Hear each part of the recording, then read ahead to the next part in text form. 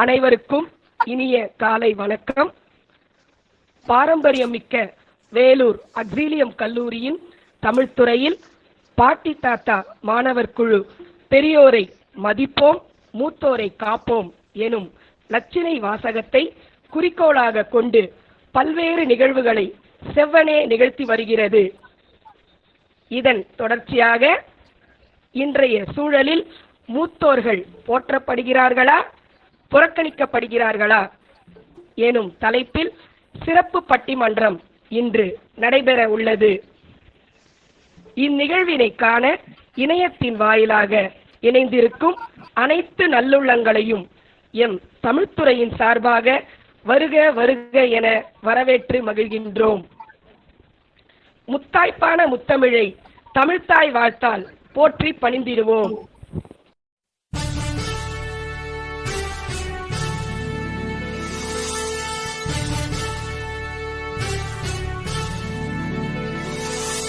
நீராறும் கடலுடுத்த நிலமடந்தை கெழிலொழுகும்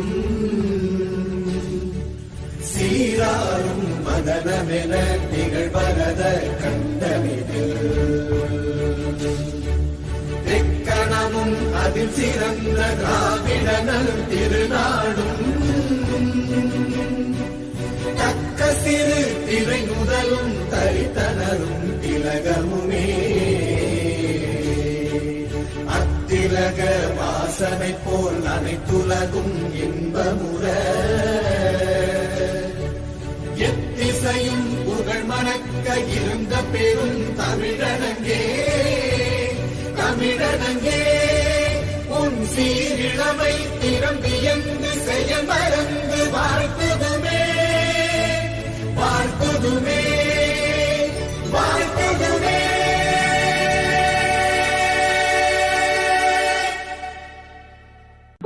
மூத்தோர் துணை கொண்டு வாழும் சமூகமே தகைசால் உயர்வு பெறும் என்பதனை வள்ளுவ பெருந்தகை பெரியாரை துணைக்கோடல் பெரியாரை பிழையாமை என்னும் 2 அதிகாரங்களில் அற்புதமாக விளக்கியுள்ளார்.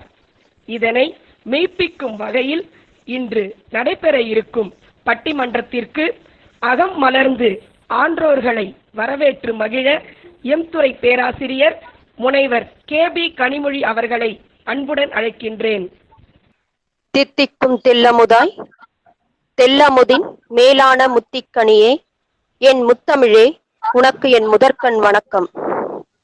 அனைவருக்கும் என் இனிய காலை வணக்கம். பல்கலைக்கழகங்கள் கற்றுத்தராத பாடங்களை நம் வீட்டு தாத்தா பாட்டிகளின் அனுபவங்கள் கற்றுத்தந்தன. மூத்தோர் சொல்வார்த்தை அமிர்தம் என்பது ஆன்றோர் கூற்று. மறந்து போன மண்பானை சோறு, இடிந்து போன திண்ணைகள், மாயமாய் போன மரகுதிரை, இந்த வரிசையில் காணாமல் போனது நம் தாத்தா பாட்டி உறவு முறையும் தான். தாத்தா பாட்டி இல்லாத வீடு இக்கால பெற்றோருக்கு வேண்டுமானால் சுதந்திரமாய் இருக்கலாம். ஆனால் இக்கால பேர பிள்ளைகளுக்கு கண்டிப்பாக சொர்க்கமானதாக இருக்காது என்பதை கருதி அக்ஸிலியம் கல்லூரி தமிழ்துறை நடத்தும் தாத்தா பாட்டி மாணவர் குழுவிற்கு இணைய வழியாக இணைந்துள்ள உங்கள் அனைவரையும் வரவேற்பதில் மிக்க மகிழ்ச்சி அடைகின்றேன். இம்மாணவர் குழு நடத்தும் இன்றைய சூழலில் மூத்தோர்கள் போற்றப்படுகிறார்களா புறக்கணிக்கப்படுகிறார்களா என்ற தலைப்பில் அமைந்த பட்டிமன்றத்திற்கு சிறப்பு விருந்தினராகவும் நடுவராகவும் பொறுப்பேற்று இணைய வழியாக இணைந்திருக்கும் வாரியார்தாசன் கவிஞர் ச. லக்குமிபதி ஐயா அவர்களை கல்லூரி சார்பாகவும் தமிழ்துறை சார்பாகவும் வரவேற்பதில் ஆனந்தம் அடைகின்றேன். இவர் வேலூர் வாசகர் வட்டத்தின் செயலர். வாரியார்தாசன் என்று அழைக்கப்படும் கவிஞர் ச. லக்குமிபதி ஐயா அவர்கள் தாசில்தாராக பணியாற்றி ஓய்வு பெற்றவர். சிறந்த தமிழ் பற்றாளர், சிறந்த கவிஞர், நல்ல வாசகர், விமர்சகர், சிறந்த பேச்சாளர், சொற்பொழிவாளர், மேலும் பல கல்லூரிக்கு சிறப்பு விருந்தினராக சென்று சிறைப்புரையாற்றிய பெருமைக்குரியவர். நடுவர் பொறுப்பை ஏற்பவர் என பன்முகத்தன்மை கொண்டவர். மரகுதிரைகள், கல்மரம், நானும் கல்லாக போகிறேன் போன்ற 20க்கும் மேற்பட்ட கவிதை புத்தகங்களை படைத்திருக்கும் படைப்பாளர். தோற்றத்தில் எளிமையும் பழக்கத்தில் இனிமையும் கொண்ட இத்தகைய சிறப்பு மிக்கவரை அனைவரின் சார்பாகவும் மீண்டும் வருக வருக என வரவேற்பதில் மிக்க மகிழ்ச்சி அடைகின்றேன். இணைய வழியாக இணைந்து இவ்விழாவிற்கு உறுதுணையாக இருந்து எப்பொழுதும் எங்களை நல்வழிப்படுத்தும் எம் கல்லூரி செயலர் அருட்சகோதரி ஆலிஸ் அவர்களையும், எம் கல்லூரி முதல்வர் முனைவர் அருட்சகோதரி ஜெயசாந்தி அவர்களையும், துணை முதல்வர் முனைவர் அருட்சகோதரி சுமதி அவர்களையும் வரவேற்பதில் மற்றற்ற மகிழ்ச்சி அடைகின்றேன். மேலும் எம் தமிழ்துறை தலைவர் முனைவர் நா. குமாரி அவர்களையும், ஏனைய பேராசிரியர் பெருமக்களையும் மாணவி செல்வங்களையும் வரவேற்பதோடு பட்டிமன்றத்தில் பங்கேற்கும் மாணவி செல்வங்களையும் அவர்களுடன் இணைந்திருக்கும் தாத்தா பாட்டிகளையும் வரவேற்று விடைபெறுகின்றேன். நன்றி, வணக்கம். நன்மொழிகளால் வரவேற்புரை நவின்ற பேராசிரியருக்கு நன்றி. தமிழ்துறை நடத்தும் அனைத்து நிகழ்வுகளுக்கும் ஊக்கமளித்து வருபவர், உத்வேகத்துடன் செயலாற்றும் எம் கல்லூரி முதல்வர் அருட்சகோதரி முனைவர் ஜெயசாந்தி அவர்களை வாழ்த்துரை வழங்க வருமாறு அன்புடன் அழைக்கின்றேன். அனைவருக்கும் காலை வணக்கம். குறிப்பாக குட் மார்னிங். கேக்குதுங்களா எல்லாருக்கும்? கேக்குதுங்க சிஸ்டர். ஓகே, அனைவருக்கும் காலை வணக்கம். ஓகே, இன்று சிறப்பு விருந்தினராக வாரியதாசன் கவிஞர் சா. லக்குமிபதி வேலூர் அவர்களை பத்தி ரொம்ப அழகா சொன்னாங்க. மிஸ் கனிமொழி அவர் தாசில்தாரா இருந்து ரிட்டையர் ஆனவர். அவர் நம்முடைய காலேஜ்லயே இந்த பட்டிமன்றத்துக்கு சிறப்பு விருந்தினராக வந்திருப்பதை குறித்து எனக்கு மிக மகிழ்ச்சியாக உள்ளது. அது மட்டும் அல்லாமல் உங்க இன்விடேஷனை நான் பாக்குறப்போ 4 பாட்டி 2 தாத்தாக்கள் ஐ திங்க் தாத்தா பாட்டியாக பங்கேற்கிறாங்க. அது இல்லாம நம்முடைய கல்லூரி மாணவிகள் பேத்திகளாக இன்னைக்கு பேச போகிறார்கள் என்று நினைக்கின்றேன். அதை நினைக்கும் போது எனக்கு மிக சந்தோஷமாக இருந்தது. அதனால என்னுடைய அனுபவம் தாத்தா பாட்டின்னு சொல்லிட்டு பாக்குறப்போ, தாத்தா பாட்டிகளுக்கு பாசம் அதிகமாக இருக்கும். முக்கியமாக அவளுடைய பிள்ளைகள் மீதும் பேர பிள்ளைகள் மீதும் பாசம் அதிகமாக இருக்கும். இன்னொரு முக்கியமான பாயிண்ட் என்ன சொல்ல விரும்புகிறேன் என்று நினைத்தால், அவருடைய அனுபவம் நம்ம கோடி கணக்கில் பணம் கொடுத்தாலும் நமக்கு கிடைக்காது. அவருடைய அறிவுரை எப்படி நமக்கு கிடைக்குதுன்னா, அவருடைய அனுபவத்தின் வழியாக அவர்கள் கூறும் அறிவுரை நம்ம 10 கோடி கொடுத்தாலும் நமக்கு அது போல அனுபவம் மிக்க அறிவுரை நமக்கு கிடைக்காது. அதுதான் முக்கியமான பாயிண்ட் நான் சொல்ல விரும்புகிறேன். அது மட்டும் இல்லாமல் தாத்தா பாட்டியோட வாழ்கின்ற குழந்தைகள் மிகவும் பாசமாக இருப்பார்கள், மற்றவர்களுக்கு விட்டு கொடுக்கும் மனப்பான்மை உள்ளவர்களா இருப்பார்கள். இந்த சமுதாயத்தில் ஒரு மதிப்பீடு உள்ள பிள்ளைகளாக வாழ்வார்கள். அவர்கள் எப்படி தாத்தா பாட்டியை நல்ல பொறுப்புடன் பார்த்து கொள்கிறார்களோ, பாசம் தாத்தா பாட்டியிடமிருந்து அவர்களுக்கு அதிகமாக கிடைக்கின்றது. அதே போல அவர்கள் மற்றவர்களாலும் போற்றப்படுவார்கள், மற்றவர்களாலும் மிக அன்பு செய்யப்படுவார்கள். அது எனக்கு முக்கியமாக சொல்ல விரும்புகிறேன். சோ இந்த பட்டிமன்றத்திற்கு தலைப்பு ரொம்ப நல்லா இருக்கு. இன்றைய சூழலில் முதியோர்கள் போற்றப்படுகிறார்களா அல்லது புறக்கணிக்கப்படுகிறார்களா? நான் என்ன சொல்ல விரும்புறேன்னா, ஒரு சில குடும்பத்துல போற்றப்படுகிறார்கள், ஒரு சில குடும்பத்துல புறக்கணிக்கப்படுகிறார்கள். அது எல்லாமே டிபெண்ட்ஸ் ஆன் நம்ம எப்படி நம்ம தாத்தா பாட்டிய பெரியவங்களை மதிக்கிறோம். ஓகே, அம்மா அப்பா எப்படி அவங்க அம்மா அப்பாவை மதிக்கிறாங்க, அதை பார்த்துதான் பேர பிள்ளைகளும் அம்மா அப்பா நல்லா அவங்க அம்மா அப்பாவை நல்லா ரெஸ்பெக்ட் பண்ணா ஆட்டோமேட்டிக்கா இவங்களும் பின்னால அவங்க அம்மா அப்பா ரெஸ்பெக்ட் பண்ண போறாங்க. அவங்க தாத்தா பாட்டியும் மதிப்பு கொடுக்கப்படுகிறார்கள். அப்போ ஆட்டோமேட்டிக்கா தாத்தா பாட்டிகள் போற்றப்படுவார்கள். அதாவது வயதில் முதிர்ந்தவர்கள் போற்றப்படுவார்கள். சப்போஸ் அம்மா அப்பா அவங்களுடைய அம்மா அப்பாவை கேர் எடுக்கலைன்னா கண்டிப்பா அவர்கள் புறக்கணிக்கப்படுகிறார்கள் என்றுதான் நான் சொல்ல முடியும். நிறைய முதியோர் இல்லங்கள் இருக்கின்றன. இன்னத்துக்காக அந்த முதியோர் இல்லங்கள் இருக்கின்றன என்றால் அவருடைய பிள்ளைகள் அவங்க ஒழுங்காக பாதுகாக்காமல் இருப்பதால் தான் நிறைய முதியோர் இல்லங்கள் இருக்கின்றன. பட் எல்லாமே ரெஸ்பான்சிபிலிட்டி ஆஃப் த சில்ட்ரன். சின்ன வயசுல எவ்வளவு கஷ்டப்பட்டு நம்மளை வளர்த்திருப்பாங்க, அவங்க வயதாகும் போது அவங்க குழந்தைகளாக மாறுகிறார்கள். அவர்களை நாம் என்ன செய்ய வேண்டும்? நம்மளை எப்படி பாதுகாத்தார்களோ அதே போல் அவர்களையும் நாம் பாதுகாக்க வேண்டும். அதுதான். சோ இந்த பட்டிமன்றத்துக்கு வருகை தந்திருக்கும் அனைத்து மாணவ மாணவிகளுக்கும், ஆசிரியர்களுக்கும், அந்த நடுவர் அவர்களுக்கும், அந்த வருகை தந்துள்ள அனைத்து தாத்தா பாட்டிகளுக்கும் என்னுடைய அன்பான வணக்கத்தையும் நன்றியும் தெரிவித்துக் கொள்கின்றேன். இந்த பட்டிமன்றம் நல்ல முறையில் நடக்க வேண்டும் என்று எல்லாம் வல்ல இறைவனை நான் கண்டிப்பாக பிரார்த்திக்கின்றேன். சோ முக்கியமாக சிறப்பு விருந்தினராக வந்திருக்கும் பெரியார் தாசன் கவிஞர் லக்குபதி அவர்களுக்கும் அண்ட் இங்க இருக்கும் அனைத்து பேர் எல்லாருமே நான் சொல்ல விரும்பல, ஷார்ட்டா முடிக்கணும்ன்றதுக்காக உங்களுக்கு எப்படி இன்விடேஷன் எல்லாம் பேர் போட்டிருக்கிறீங்க. அனைவருக்கும் அவங்களுடைய குடும்பத்தாருக்கும் குறிப்பாக இறைவன் அனைத்து அருளையும் ஆசிரியரையும் பொழிந்தரல வேண்டும் என்று நான் பிரார்த்திக்கின்றேன். மிகவும் முக்கியமாக எங்களுடைய கல்லூரி பேராசிரியர்கள் மிஸ் குமாரி அவர்களோடு இணைந்து இந்த ப்ரோக்ராமை ஆர்கனைஸ் செய்யும் அனைத்து பேராசிரியர்களுக்கும் என்னுடைய மனமார்ந்த நன்றியும் இறைவனுடைய அருளும் ஆசீர்வாதமும் உங்களுக்கும் உங்கள் குடும்பத்தார் பேரும் பொழிந்தரல வேண்டும் என்று என்னுடைய சிறப்பான ஜபங்கள் உண்டு. So I wish you all the best. இந்த பட்டிமன்றத்துக்கு என்னுடைய வாழ்த்துக்களை தெரிவித்துக் கொள்கின்றேன். நன்றி, வணக்கம். முதுமை என்பது பட்டறிவும் படிப்பறிவும் இணைந்து கனிந்த அனுபவ அகராதி என்பதனை அழகுற எடுத்துரைத்த எம் கல்லூரி முதல்வர் அவர்களுக்கு தமிழ்துறையின் சார்பாக நன்றிகளை தெரிவித்துக் கொள்கிறோம்.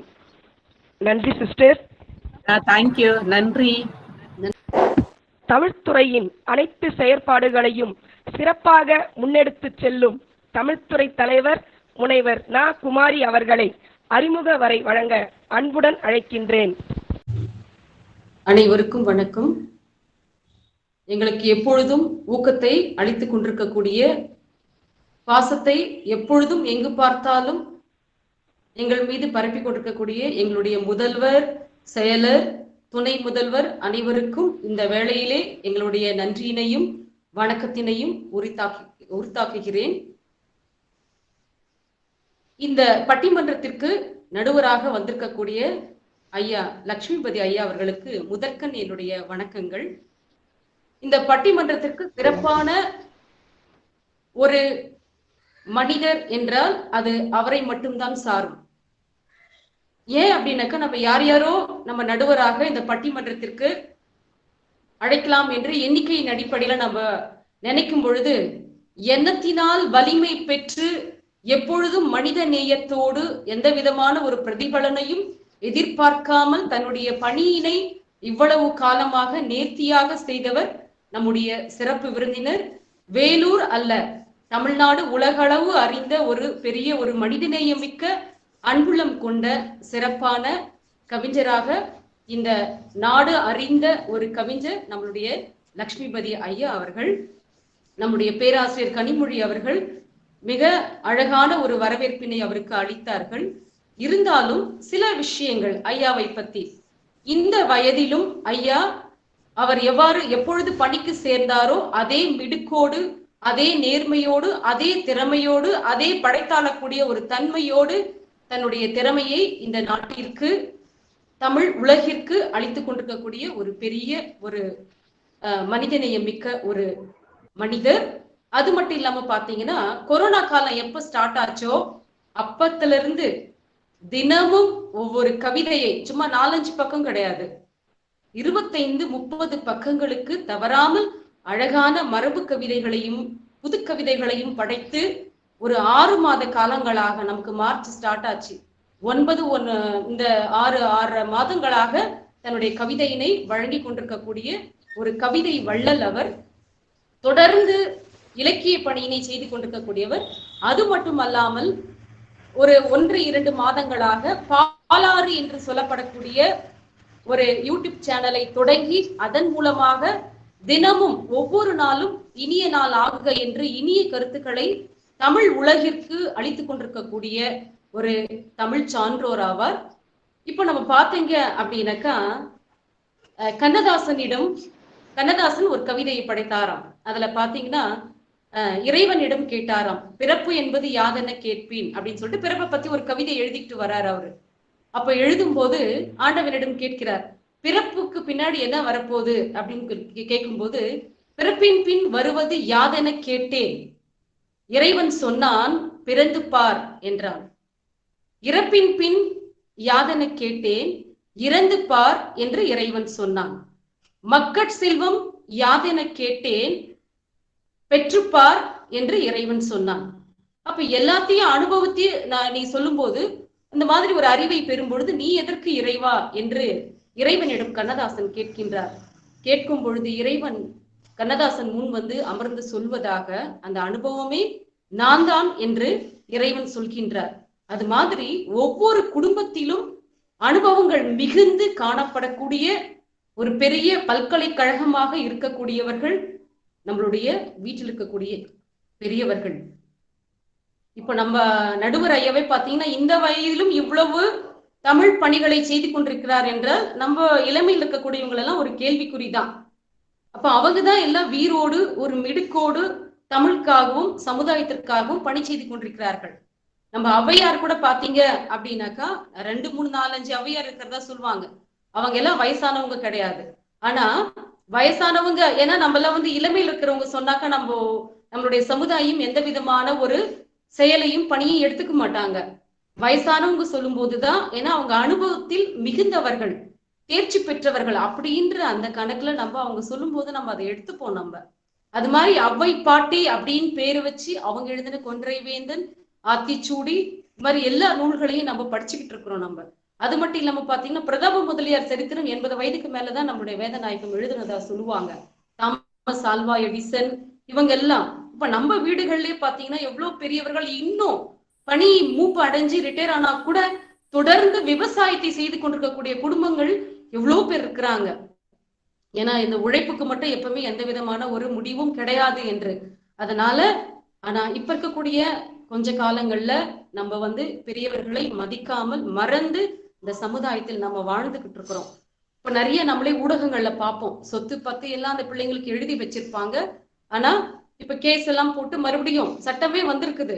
பெத்தவங்களை பார்க்கவில்லை என்றால் அவர்கள் சம்பாதித்து வைத்த சொத்து பத்துகள் அவர்களுக்கு எதுவுமே போய் சேராது என்று அந்த திரும்ப திரும்ப நாம் பெறலாம் என்ற அந்த சட்டமானது வந்திருக்கிறது. எப்படியாக இருந்தாலும் இன்றைய பட்டிமன்றத்தின் தீர்ப்பை ஐயா அவர்கள் வழங்க போகின்றார். ஆனாலும் பெரியவர்களை நாம் மதிக்க வேண்டும், மறக்க கூடாது. மறந்தாலும் அதை நாம் தொடர வேண்டும். ஒவ்வொரு பெரியவர்களும் முதியவர்களும் ஒரு பல்கலைக்கழகம், நம்ம டிக்ஷனரி தேடி அலைய வேண்டாம். நம்ம வீட்டுல இருக்கிறவங்களை அவங்களை கேட்டு ஒரு கன்சர்ன் பண்ணிக்கலாம் அப்படின்னு நம்ம சொல்லுவோம் இல்லையா?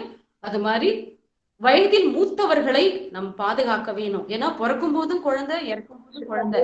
அதனால அதை நம்ம பார்த்துக்கணும், பாதுகாக்கணும். இன்றைய இளைய சமூகத்தை சார்ந்த மாணவ செல்வங்கள் தான் இதை முன்னெடுத்து செல்லணும்னு சொல்லிட்டு நான் உங்களை எல்லாரையும் கேட்டுக்கொள்கிறேன். ஐயா அவர்களை உரையாற்ற அழைக்கிறேன். நன்றி, வணக்கம்.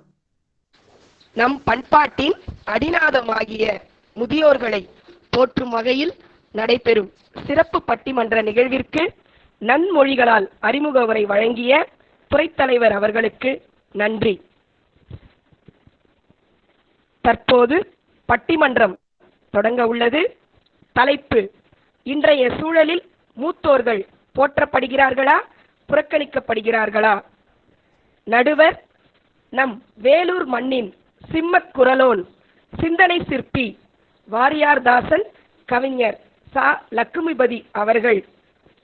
போற்றப்படுகிறார்கள் என்னும் தலைப்பில் உரையாற்ற திருமிகு பரமேஸ்வரி பாட்டி, கௌசல்யா பேத்தி, 1ஆம் ஆண்டு ஆங்கிலம் ஆ பிரிவு, திருமிகு அமலாமேரி பாட்டி, ஸ்னேகா பேத்தி, 1ஆம் ஆண்டு வணிகவியல், திரு முருகேசன் தாத்தா, ஷர்மிளா பேத்தி, 1ஆம் ஆண்டு வேதியியல் துறை ஆகியோர் இசைந்துள்ளனர்.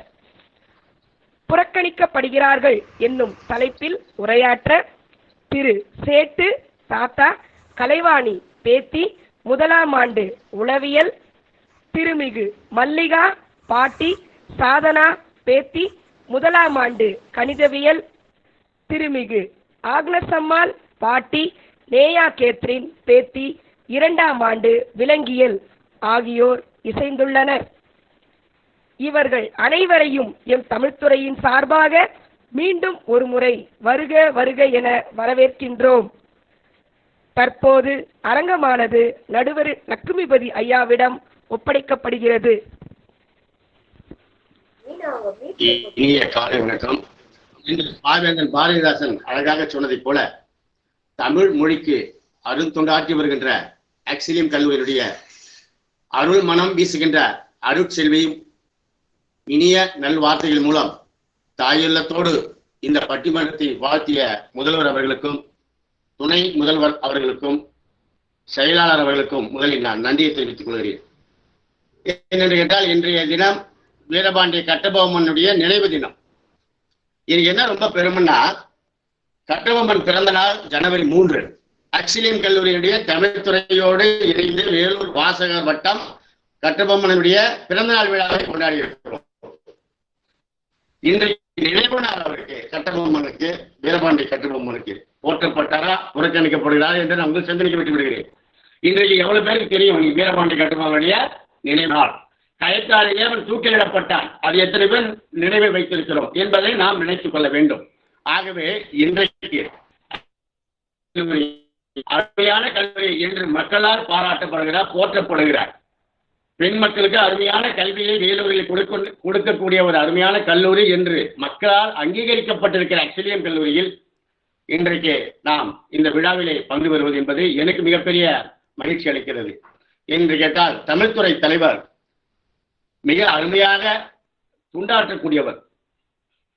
சிங்கத்தமிழர் சிலத்தைய வந்தோர் செங்கோலட்சியம் செவ்விய தாயே அன்னை தமிழே அழகு பெருநிலவே உன்னை வணங்குகிறேன் உயிர் தமிழே நீ வாழ்க என்று அல்லும் பகலும் அயராது அன்னை தமிழுக்கு அருமணியாற்றி வருகின்ற தமிழ்துறை தலைவர் அருமை சகோதரி குமாரி அவர்களே, தேன் மொழி கொண்டு கற்கண்டு சொற்கொண்டு கனிமொழியால் எங்களை வரவேற்ற சகோதரி அவர்களே, அன்று மீனாட்சி அம்மை குமரகுருவருக்கு ஒரு அருமையான முத்துமாலை பரிசளித்து அவருடைய செந்தமிழை ரசித்ததாக வரலாறு. ஆக அந்த மீனாட்சி அம்மையினுடைய சார்பாக அருள் பெற்று வந்து பேராசிரியர் முனைவர் மீனாட்சி அவர்களை முன்னிலைப்படுத்தி நெறிப்படுத்திக் கொண்டிருக்கிறார் என்பது மிகவும் பெருமையாக இருக்கிறது. முதல்வர் அவர்கள் ரொம்ப அழகாக சொன்னார்கள், உங்கள் அனைவருக்கும் நன்றாக கேட்கிறதா? அதுதாங்க தாய் உள்ளம். அவர்கள் பேசிய பேச்சு ஒரு அற்புதமான பேச்சு, நல்ல துவக்கம். எப்பவுமே ஓப்பனிங் பேட்ஸ்மேன், இப்ப கிரிக்கெட் ஐபிஎல் சூப்பரா நடந்துட்டு இருக்குல்ல, ஓப்பனிங் பேட்ஸ்மேன் சரியா இல்லைன்னு எல்லாருமே கஷ்டப்படுறாங்க.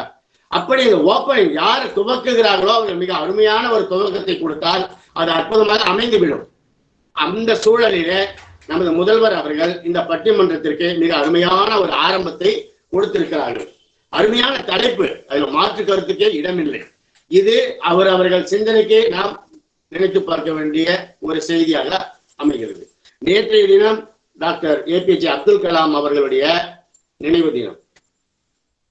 நினைச்சு பாருங்க, ஷில்லாங்கில மாணவர்கள் மத்தியிலே உரையாற்றுகிற போது அவர் மரணம் அடைந்தார்.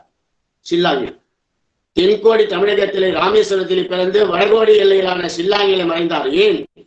மாணவர்களுடைய நலம். மாணவர்கள் பெற்றோர்களை கவனிக்க வேண்டும், மூத்தவர்களை கவனிக்க வேண்டும், இந்த நாடு பெரியவர்களை மதிக்க வேண்டும் என்கின்ற அற்புதமான சிந்தனைகளை எல்லாம் நம் மண்ணில் விதைத்தவர் டாக்டர் APJ அப்துல் கலாம் அவர்கள். அவருடைய அண்ணனுக்கு வயது 98.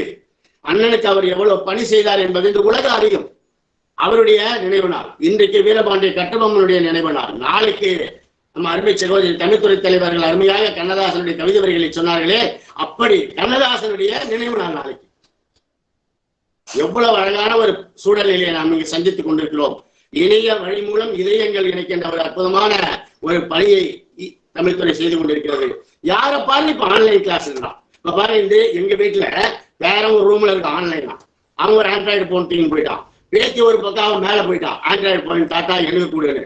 எங்க வீட்டுக்காரம்மா சண்டையோ சண்டை. யாருக்கிட்ட? மாமியார் கிட்ட. மாமியார் மாமனார் கிட்ட சண்டை. மாமனார் மாமியார் கிட்ட போடுற சண்டையை பார்த்து நான் எத்தனை முறை வீட்டை விட்டு ஓடி போயிருக்கிறேன். அது அனுபவம் தாங்க, நான் பெருமைக்கு சொல்லல, இது சங்கடத்தையும் சொல்லல. ஆனா ஏன் இதெல்லாம் நான் சொல்றேன்னா, இன்றைய சூழல் நம்ம புரிஞ்சுக்கணும்.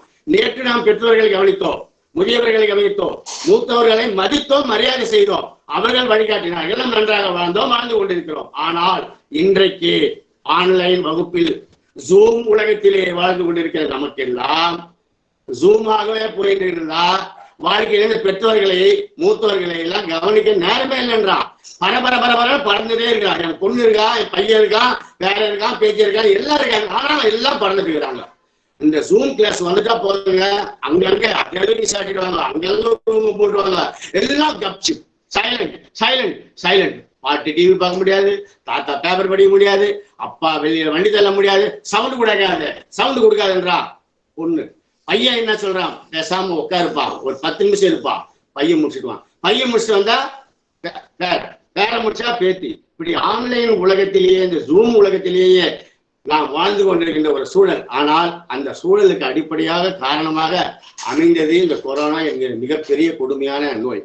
ஆனாலும் இந்த ஊரடங்கு நிலையில் கூட நாம் விடாமல் தொடர்கின்ற இந்த தமிழ் பணியில் நாம் செய்து கொண்டிருக்கிறோம். அந்த நிலையிலே இன்றைக்கு ஒரு அருமையான பட்டிமன்றம். இது ஒரு முன்னோட்டமாக தான் சில கருத்துக்களை நான் என்ன வைக்க முடிகின்றது. ஏனென்று கேட்டால், கண்ணதாசன் ரொம்ப அழகாக ஒரு பாடல் பாடுவார், சொல்வார். வியட்நாம் என்ற படத்தில் எனக்கு ரொம்ப பிடிச்ச பாட்டு. இன்னும் நினைச்சா கூட, 1000 உறவு ஆழம் எழுதுகள் போல உறவுகள் 1000 இருந்தும் என்ன, வேறு என்ன நீ இருந்தாய், அதில் நான் விழுந்து விடாது இருந்தேன்.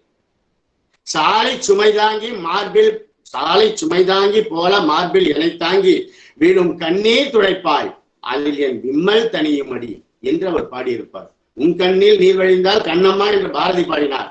அந்த வழியிலே கண்ணதாசன் பாடிய அந்த பாடல் நினைச்சு பாருங்க. கணவன் மனைவி ஏன் புறக்கணிக்கப்பட்டார்கள் அவர்கள்? ஏன் அப்படி பாடினார்? அவர் ரிட்டையர் ஆகிட்டு வராரு, குழந்தைங்க அவரை சரியா கவனிக்கல. இது சினிமான்னு நம்ம நினைச்சுக்க முடியாது. நிழல் உலகம் வேறு, நிஜ உலகத்திலே நாம் வாழ்ந்து கொண்டிருக்கிறோம். நாம் நினைத்து பார்க்கிறோம். இன்றைய சூழல் நிச்சயமாக முதியவர்கள் போற்றப்படுகிறார்கள் சொல்லலாம். ஆனால் உண்மை அதுவா? போற்றப்படுகிறார்களா? போற்றுதல் என்றால் என்ன? பெற்றோர்களுக்கு சேவை செய்வது, தொண்டு செய்வது. நான் 95 வயது தந்தையை கவனித்துக் கொண்டிருக்கிறேன், 93 தாயை கவனித்துக் கொண்டிருக்கிறேன்.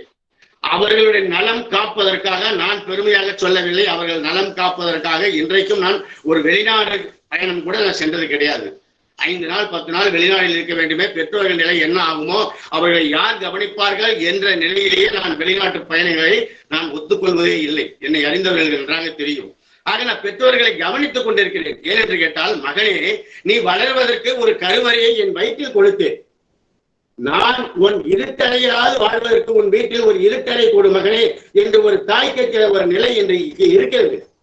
வீட்டின் பெயர் அன்னை இல்லம். ஆனால் அன்னை இருப்பதோ மூத்த அண்ணன் முதியோர் இல்லம் என்ற கவிதை மட்டுமல்ல, இது நிஜம் கூட தான். ஆனால் இது எல்லா குடும்பங்களிலும் நடக்கிறதா? எல்லோ பெற்றோர்களும் எல்லோருடைய வீட்டிலும் இந்தபடி முதியோர்கள் புறக்கணிக்கப்படுகிறார்களா?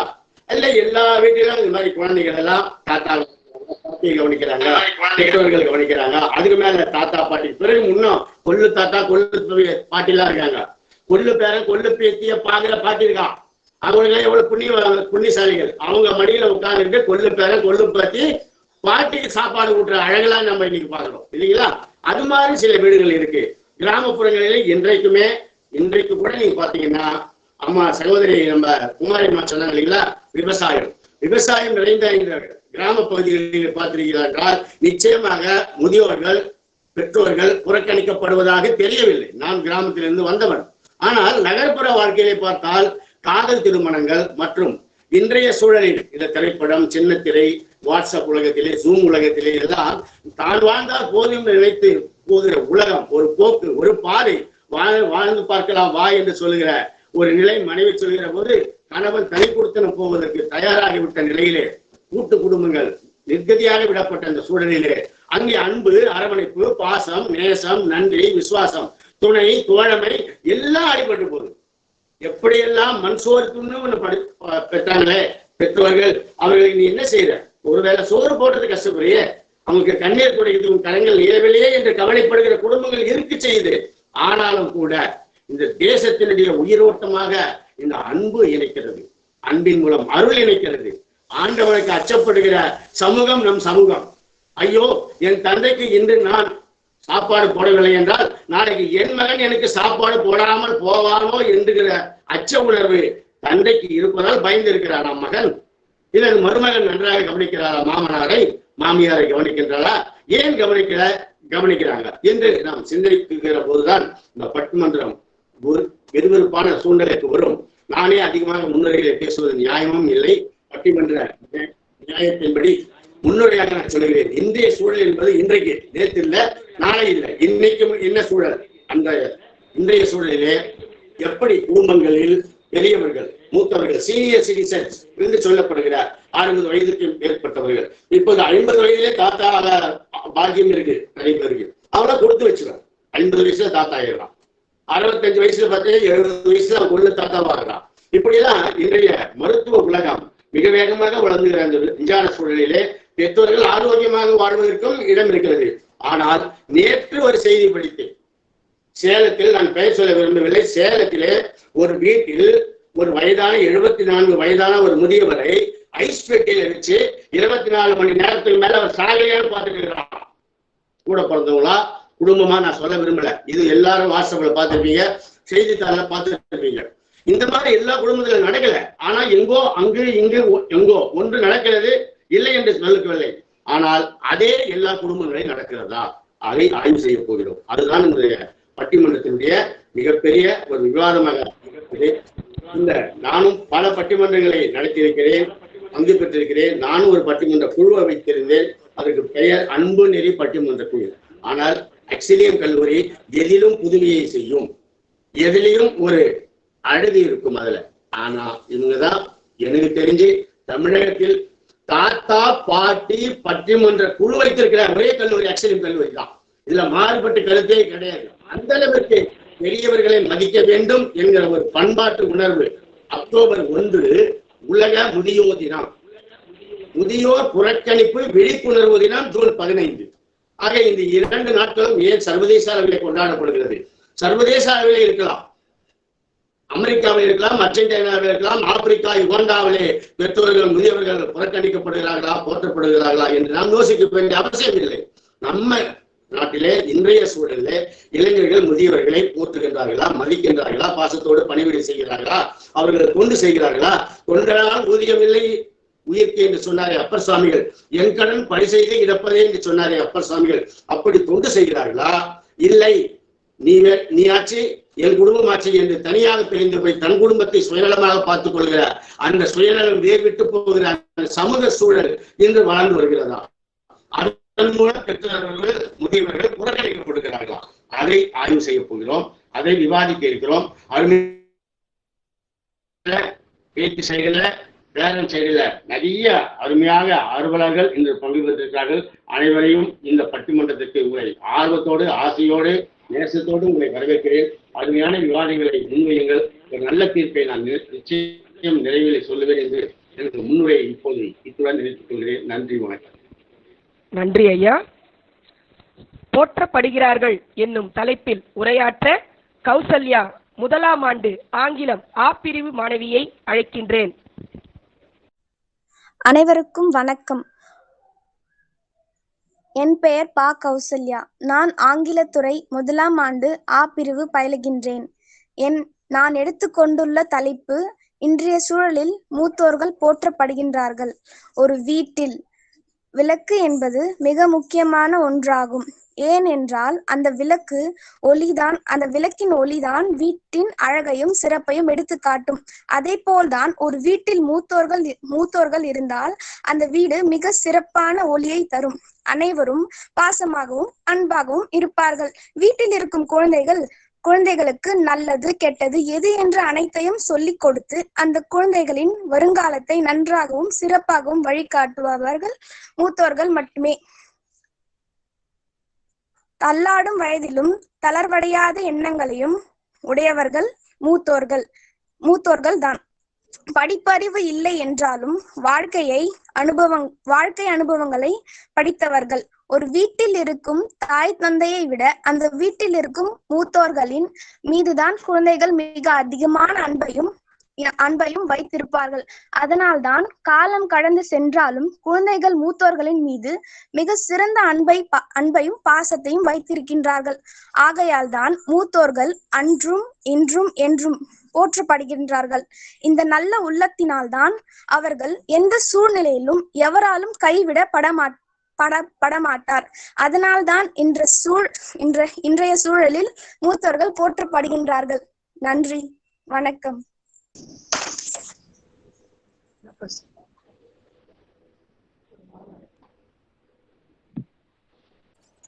என் பிள்ளைங்க என்ன நல்லா நடத்துற மாதிரி அதை பார்த்து என் பேர பிள்ளைங்களும் என்ன நல்லா நடத்துறாங்க. இந்த உலகத்துல எத்தனையோ கொடுமையான நோய் இருக்கு அப்படின்னு சொல்றாங்க. ஆனா எல்லாத்தையும் விட தனிமைங்கிற கொடுமையான நோய் தான் பெருசுன்னு நான் நினைக்கிறேன். ஆனா அதை நான் இது வரைக்கும் அனுபவிக்கல. என் பசங்களோ என் பேர பிள்ளைகளோ எனக்கு தனிமையை இது வரைக்கும் காட்டினது இல்லை, உணர்த்தினது இல்லை. என்ன அவங்க இப்ப நான் அவங்கள குழந்தையா வளர்த்த மாதிரி இப்ப அவங்க என்ன குழந்தையா நடத்துறாங்க. எதையும் என்ன மீறியோ இல்ல என்ன தாக்கியோ அவங்க நடந்துட்டதே கிடையாது. நன்றி. யதார்த்தத்தை மிகவும் அருமையாக சொன்னீங்க. ரொம்ப ரொம்ப நன்றிமா. அடுத்ததாக புறக்கணிக்கப்படுகிறார்கள் என்னும் தலைப்பில் உரையாற்ற கலைவாணி முதலாம் ஆண்டு உளவியல் துறை மாணவியை அழைக்கின்றேன். அனைவருக்கும் வணக்கம். இன்றைய தலைமுறைகள் முதியோர்களை ஆதரிக்கின்றனரா அல்லது புறக்கணிக்கின்றனரா என்ற உரையாடல் நடந்து கொண்டிருக்கும் நிலையில் இந்த சமுதாயத்தில் முதியோர் புறக்கணிக்கத்தான் படுகிறார்கள் என்பதனை தங்களிடம் கூற விரும்புகிறேன். மேலும் தனது கருத்தினை ஒரு சிறு கவிதையின் மூலம் விளக்க ஆசைப்படுகிறேன். இதோ தங்கள் முன். முதியோர்கள் காலங்களை கடல் போல் கடந்து கரை ஒதுக்கி நிற்கும் கட்டுமரம் நாங்கள். கடற்கரை விளக்காய் காத்திருக்கிறோம் பெற்றெடுத்த பிள்ளைகள் பத்திரமாய் கரை சேர. காய்ந்துவிட்ட இலைகளை காம்புகள் தாங்காமல் உதித்துவிடும். அதுபோல காய்ந்த சருகாய் உதித்துவிட்டனர் எங்களை. வயதான தோற்றம் வக்கிரமாக இருந்தாலும் இயற்கையின் வரம் அதுவே. தடுமாறாமல் பேச தெம்பு இல்லை, ஆனால் தடமாறாமல் அழைத்துச் செல்ல அனுபவம் உண்டு. ஆம், கால மாற்றம் மாற மாற நம் கலாச்சாரமும் மாறிக்கொண்டே தான் செல்கிறது. கலாச்சாரம் தான் மாறுகிறது என்றால் மறுபுறம் அன்பும் அடியோடு சாய்கிறது மரத்தின் வேர்களைப் போல. வாழும் காலம் வரை பிள்ளைகள் தாயின் சிறந்த கோவிலும் இல்லை, தந்தை சொல் மிக்க மந்திரமும் இல்லை என்று வாழ்ந்தது ஒரு காலம். ஆனால் இன்றைய சூழலில் நாம் நலமுடன் வாழ என்ன வேண்டுமென்றாலும் செய்யலாம். அதற்காக நம் பெற்றோர்களையும் இழக்கலாம். அவர்கள் முதியவர்கள் தானே, அவர்களால் என்ன செய்ய இயலும் என்று அலட்சியமாக நினைக்கிறோமே. அப்படி நினைத்தால் முட்டாளாவது மற்றவர் இல்லை, நாம் தானே. 1000 உறவுகள் வந்தாலும் இந்த உறவுக்கு ஈடாகாது. கோடி அன்பும் அனுபவம் அறிவும் உன்மேல் அருவியாக கொட்டினாலும் இவருக்கு ஈடு இணையாகாது. பெற்றோரை பாரமாக நினைத்து பாதுகாப்பு என்ற பெயரில் பாசாங்கு காட்டி முதியோர் இல்லத்தில் அல்லவா சேர்த்து விடுகிறோம். அங்கு என்ன இருக்கிறது? அசைந்தாடும் மரங்களும் இயற்கை காற்றோடு பேசும் ஜன்னல்களுமா? இல்லை, அவர்களுக்கு உன் அன்பு தேவையற்று போன மரத்தின் காய்ந்த இலையாய்த்தான் தென்படும், அசைந்தாடும் மரங்களாக தென்படாது. காற்றிடம் கேட்பார், காற்றே உன்னிடம் பேசவாவது ஜன்னல் இருக்கிறது, என்னிடம் பேச யார் இருக்கிறார்? மேலும் கூட்டு குடும்பம் என்பதனை மறந்து தனி குடும்பமாய் பிரிந்து வாழ்கிறாய். இங்கு இல்லாத ஆடம்பரமா அல்லது இங்கு இல்லாத அன்பா? கிராமத்தில் இருந்து பிள்ளைகள் நகரத்துக்கு சென்று விடுவதால் முதியோர் தனித்து விடப்படுகிறார்கள். ஏன், நகரங்களில் கூட பிள்ளைகள் வெளி மாநிலத்திற்கோ அல்லது வெளிநாடுகளுக்கோ சென்று விடுவதால் அங்கும் முதியோர்கள் தனித்துத்தான் விடப்படுகிறார்கள். மேலும் இன்றைய இயந்திர வாழ்க்கையில் வீட்டில் நடக்கும் நல்லது கெட்டத்துக்கு கூட பெரியவர்கள் கலந்து ஆலோசிக்காமல் முடிவெடுப்பதும், இன்றைய இயந்திர உலகில் பண்டிகை நாட்களுக்கு கூட பெற்றோருடன் சேர்ந்து கொண்டாடாமல் தனித்தனியே அல்லவா கொண்டாடுகிறார்கள். பிறந்தேன், வாழ்ந்தேன், இறந்தேன் என்பதனை விட பிறந்தேன், வாழ்ந்தேன், சாதித்தேன் என்ற அனுபவங்களை எனது தலைமுறை அறியவே நான் இவர்களை விட்டு இடம்பெயர்த்தேன் என்கிறாய். சரி, நீ கூறுவதும் ஒரு வகையில் சந்தோஷம். பிறந்தேன் என்றாயே, எவ்வாறு பிறந்தாய்? வாழ்ந்தேன் என்றாயே, யார் உன்னை வாழ வைத்தார்? சாதித்தேன் என்றாயே, அவைக்கு முதலில் ஆதரவு தந்தது யார்? சிந்தித்துப்பார் ஒரு நிமிடம். எனவே இன்றைய சமுதாயத்தில் முதியோர் புறக்கணிக்கத்தான் படுகிறார்கள் என்பதனை ஆணித்தரமாக கூறுகிறேன். வாய்ப்பு கொடுத்ததற்கு நன்றி கூறி என் இடம் சாருகிறேன். நன்றி, வணக்கம். வணக்கம். வணக்கம், அனைவருக்கும் வணக்கம். இன்றைய காலகட்டத்துல மாணவர்கள் மாணவிகள்லாம் நல்ல முறையில படிக்கணும், நேரத்தை வீணாக்க கூடாது. காலம் போல காலம் பொன் போன்றது, நல்ல முறையில் பயன்படுத்த வேண்டும். வராது என்று கூறி நன்றி. காலத்தின் அருமையை மிகவும் அழகாக எடுத்துரைத்த ஐயா அவர்களுக்கு நன்றி. அடுத்ததாக போற்றப்படுகிறார்கள் என்னும் தலைப்பில் உரையாற்ற ஸ்னேகா முதலாம் ஆண்டு வணிகவியல் துறை மாணவியை அழைக்கின்றேன். இப்ப இருக்க இந்த காலகட்டத்துல பெரியோர்கள் பிள்ளைகளால பேர பிள்ளைகளால மிகவும் போற்றப்படுகிறார்கள். கொரோனா டைமா இருந்தாலும் அவங்க அவங்களுக்காக பெரியவங்களுக்காக நிறைய திட்டங்களோ, அவங்கள பாதுகாக்கிறதுக்காகவோ, இவங்களுக்கு தான் நிறைய கொரோனா அட்டாக் ஆகுதுன்றதுக்காக அவங்கள பாதுகாக்கிறதுக்கு நிறைய திட்டங்கள் கொண்டு வந்துக்கிறாங்க. EASSன்னு ஒரு திட்டத்தினால ஒரு முதியோர்களால நடக்க முடியல. அவங்க வந்து கால் நடக்க முடியாம வழுக்கி விடுறாங்கன்றதுக்காகனே அவங்க வீடை சுத்தி நிறைய கைப்பிடி இந்த மாரி நிறைய திட்டங்களை கொண்டு வந்திருக்காங்க. அதே மாரி அவங்கள பாதுகாக்கிறதுக்காகவும் பெரியவங்களை இப்ப வந்து நம்ம அவங்கள தனியா விட்டாக்கா அவங்க தனிமையில இருக்கும்போது அவங்களால கஷ்டப்படுவாங்க ரொம்ப. அவங்களுக்கு இப்ப பேச்சு துணைக்கு யாருன்னா இருக்கணுன்றதுக்காகனே இப்ப பேர பிள்ளைகள் வந்து அவங்க கூட பேசுறது, அவங்களோட பிறந்த நாளுக்காக ஒரு சாக்லேட் வாங்கி தருது, கேக் வாங்கி தருது, அந்த மாதிரி. அப்புறம் அவங்க கூட எப்பவும் நைட்டு தூங்கும் போது கூட அவங்க கூட படுத்து தூங்கின்னு கதை சொல்றது, இந்த மாரி இப்ப காலகட்டத்துல நிறையவே இந்த மாதிரி பண்றாங்க. இவங்களுக்காக நிறைய பென்ஷன் திட்டங்கள் இந்த மாதிரி கூட கொண்டு வந்து பெரியோர்களை வந்து இப்பொழுது நல்லபடியா பாதுகாத்து வராங்க. நன்றி. நன்றிமா. வணக்கம் மேடம், என் பேரு மகிம் மேரி. இப்போ இருக்கிற நேரத்தில் வந்து எங்கள் பேரன் பேத்தி எங்கள் மருமக பேர பிள்ளைங்களாம் என்னை நல்ல மேலே கவனிச்சிருக்கிறாங்க. அதே போல் ஊருங்களும் எல்லாருமே இந்த கொரோனா டைம்னால எல்லா மாநிலம் எல்லா இடத்துலையும் நல்ல மேலே கவனிக்கிறாங்க.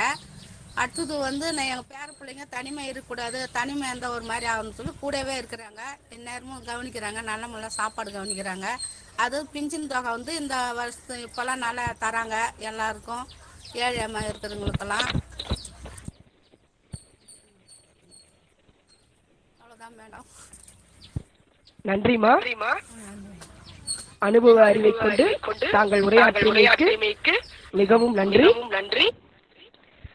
அடுத்ததாக புறக்கணிக்கப்படுகிறார்கள் என்னும் தலைப்பில் உரையாற்ற சாதனா முதலாம் ஆண்டு கணிதவியல் துறை மாணவியை அன்புடன் அழைக்கின்றேன். இங்கு நடுவராக அமர்ந்திருக்கும் ஐயா கவிஞர் ச. லக்குமிபதி ஐயா அவர்களுக்கும், தமிழ்துறை பேராசிரியர்கள் அனைவருக்கும், என் சக தோழியர்களுக்கும், அவர்களுடன் வருகை தந்திருக்கும் மூத்தோர்களுக்கும் என் இனிய வணக்கத்தை கூறி நான் என் உரையை தொடங்குகிறேன். முதியோர்கள் புறக்கணிக்கப்படுகிறார்களா அல்லது போற்றப்படுகிறார்களா? சந்தேகமே இல்லைங்க, புறக்கணிக்கத்தான் படுறாங்க. இன்றைய காலகட்டத்துல முதியோர் இல்லத்தோட எண்ணிக்கை அதிகமானதே இதுக்கு சான்றுங்க. முதியோர்கள் புறக்கணிக்கத்தான் படுறாங்க அப்படின்றதுக்காக ஒரு விஷயங்க, நம்மளுக்கு இருக்கும்போது அதனோட அருமை தெரியாதுன்னு சொல்லுவாங்க. அந்த மாதிரிதாங்க இன்றைய இருக்கிற காலகட்டத்துல முதியோர்கள் நம்ம கூடவே இருந்தாலும் அவர்களோட அருமை தெரியாம அவங்கள வந்து நம்ம ஒரு பாரமாவும் சுமையாக மட்டும்தாங்க பாக்குறோம். அவங்க நம்மளோட உறவு, நம்மள பெத்தவங்க அப்படின்றத நம்ம பாக்குறதே கிடையாதுங்க. இப்ப இருக்கிற காலகட்டத்துல இருக்கிறவங்களாம் எங்கேயோ ஒரு மூலையில இருக்கிற ஒருத்தரை கூட வாட்ஸ்அப்லயோ வீடியோ காலிலயோ போன் பண்ணி எப்படி இருக்கீங்க, நல்லா இருக்கீங்களா அப்படின்னு விசாரிக்கிறாங்க. ஆனா நம்ம கூடவே வாழ்ந்து கொண்டிருக்கிற முதியோர்களை வந்து யாருமே கவனிக்கிறதே இல்லைங்க. அவங்களுக்கு என்ன தேவை அதை கேட்டு இப்பெல்லாம் பூர்த்தி செய்யறதே இல்லைங்க. அவங்கள புறக்கணிக்கத்தான் செய்யறாங்க. இப்ப இருக்கிற பெற்றவங்கலாம் தங்களோட குழந்தைகளை முதியோர்களோட பழகவே விடுறது இல்லைங்க. அந்த குழந்தை வந்து இப்போ ஒரு குழந்தை வந்து அம்மா கதை சொல்லுமா அப்படின்னா தாத்தா பாட்டி கிட்ட போய் கேளுமா அப்படின்னு சொல்றது கிடையாதுங்க. ஒரு போனை கொடுத்துடுறாங்க, கொடுத்துட்டு இந்த ஸ்விட்ச் ஆன் பண்ணா இந்த கதை வருமா, இதை ஆன் பண்ணா வேற கதை வருமா அப்படின்னு தான் சொல்லி கொடுக்குறாங்களே தவிர முதியோர்களை போற்றதுக்கான ஒரு வழிமுறைகளை அவங்க சொல்லி கொடுக்கறது இல்லை. அதனால நாளைய சமுதாயமா மாற போற இன்றைய குழந்தைங்களுக்கு கூட மூத்தவர்களை மதிக்கின்ற ஒரு பழக்கம் வரத்தில்லைங்க. அதனால நாளைய சமுதாயத்தோடைய கலாச்சாரம், மரபு, பண்பாடு இதெல்லாம் ஒரு கேள்விக்குறியாவே இருக்குதுங்க. முதியோர்களை இவங்க புறக்கணிக்கிறதுனால அந்த குழந்தைகளுக்கும் அந்த கலாச்சாரம், மரபு, பண்பு அதெல்லாம் தெரியாமே போயிடுதுங்க.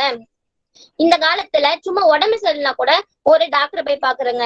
ஒரு சமையல் தெரியலனா அதுக்கு நிறைய புக்கை வாங்குறோம், யூடியூப் சேனலா பாக்குறோம். ஒரு விஷயம் நம்மளுக்கு பிரச்சனைனா அதுக்கு யாரையோ போய் அதுக்கு தீர்வு தருவாங்களா அப்படின்னு தாங்க தேர்வுமே தவிர நம்ம வீட்டுல நம்ம கூடவே ஒரு மருத்துவராவோ இல்ல ஒரு சமையல் வல்லுநராவோ இல்ல நம்மளுக்கு பாதுகாப்பாளரா இருக்கிற முதியவர்களை வந்து நம்ம போற்றப்படுவதே, நம்ம வந்து புறக்கணித்து தாங்க இருக்கிறோம். அவங்கள போற்றப்படுவதே இல்லைங்க. அவங்க கிட்ட எந்த ஒரு விஷயத்தையும் நம்ம கலந்து பேசுறதும் இல்லைங்க. அவங்கள ஒதுக்கி தாங்க வைக்கிறோம். அவங்க நம்ம கிட்ட என்னங்க கேட்டுருவாங்க, எனக்கு பங்களா வேணும், எனக்கு ஆடம்பரமான வாழ்க்கை வேணும், ஏன்னா நான் உன்னை சின்ன வயசுல இருந்து வளர்த்துட்டேன் அப்படின்னு நாங்க சொல்லுவாங்க. அப்படிலாம் இல்லைங்க. நம்ம சாப்பிடுற ஒரு உணவுல நம்ம சாப்பிடுற உணவுல ஒரு பிடி உணவு அவங்களுக்கு முகம் சுழிக்காம சந்தோஷமா அவங்களுக்கு கொடுத்தாலே அதுவே போதுங்க. ஆனா இந்த காலத்துல அதையும் நம்ம தராம அவங்கள புறக்கணிக்கிறாங்க. சிலர் அதனாலே பட்டினியே இறந்தவர்களும் இருக்கிறாங்க. சில மூத்தவர்கள்ன்றவங்க நம்மளோட அறிவு களஞ்சியம் மாறிங்க. அவங்களோட வயசு தாங்க, அவங்களோட அனுபவம் தாங்க நம்மளோட வயசே. 1000 புத்தகங்களை கொண்ட நூலகத்துக்கு சமங்க நம்ம தாத்தா பாட்டி இருக்கிற ஒவ்வொரு வீடும். எனவே ஒவ்வொரு தாத்தா பாட்டி உள்ள வீடு தாங்க நம்மளுக்கு சொர்க்கம். அதனால பெற்றோர்களும் சரி குழந்தைகளும் சரி அவங்கள புறக்கணிக்காம பாதுகாக்க வேண்டிய விழிப்புணர்வு எல்லாருக்கும் வேணுங்க. கடைசியா ஒண்ணு சொல்றேன். இப்ப முதியோர்களை யார் யார் புறக்கணிக்கிறார்களோ அவர்கள் எல்லாம் நினைவு கொள்ளுங்கள், நீங்களும் முதியோர்களாக ஆகத்தான் போகிறீர்கள் என்று. எனவே வாய்ப்பு கொடுத்ததற்கு நன்றி கூறி விடைபெறுகிறேன். நன்றி, வணக்கம். வணக்கம்மா. வணக்கம்மா. வணக்கம். தெரியுதா மேம்? தெரியுதுமா. நன்றிமா. நடப்பியல் உண்மைகளை மிகவும் அழகாக எடுத்துரைத்தமைக்கு உங்களுக்கு நன்றிகள். அடுத்ததாக போற்றப்படுகிறார்கள் என்னும் தலைப்பில் உரையாற்ற ஷர்மிளா 1ஆம் ஆண்டு வேதியியல் துறை மாணவியை அன்புடன் அழைக்கின்றேன். சிறப்பு விருந்தினராக வீற்றிருக்கக்கூடிய நடுவர் ஐயா அவர்களே, இப்பொழுது நான் பேசக்கூடிய தலைப்பு இன்றைய சூழலில் மூத்தோர்கள் மதிக்கப்படுகிறார்கள் என்ற தலைப்பிலே பேச வந்துள்ளேன்.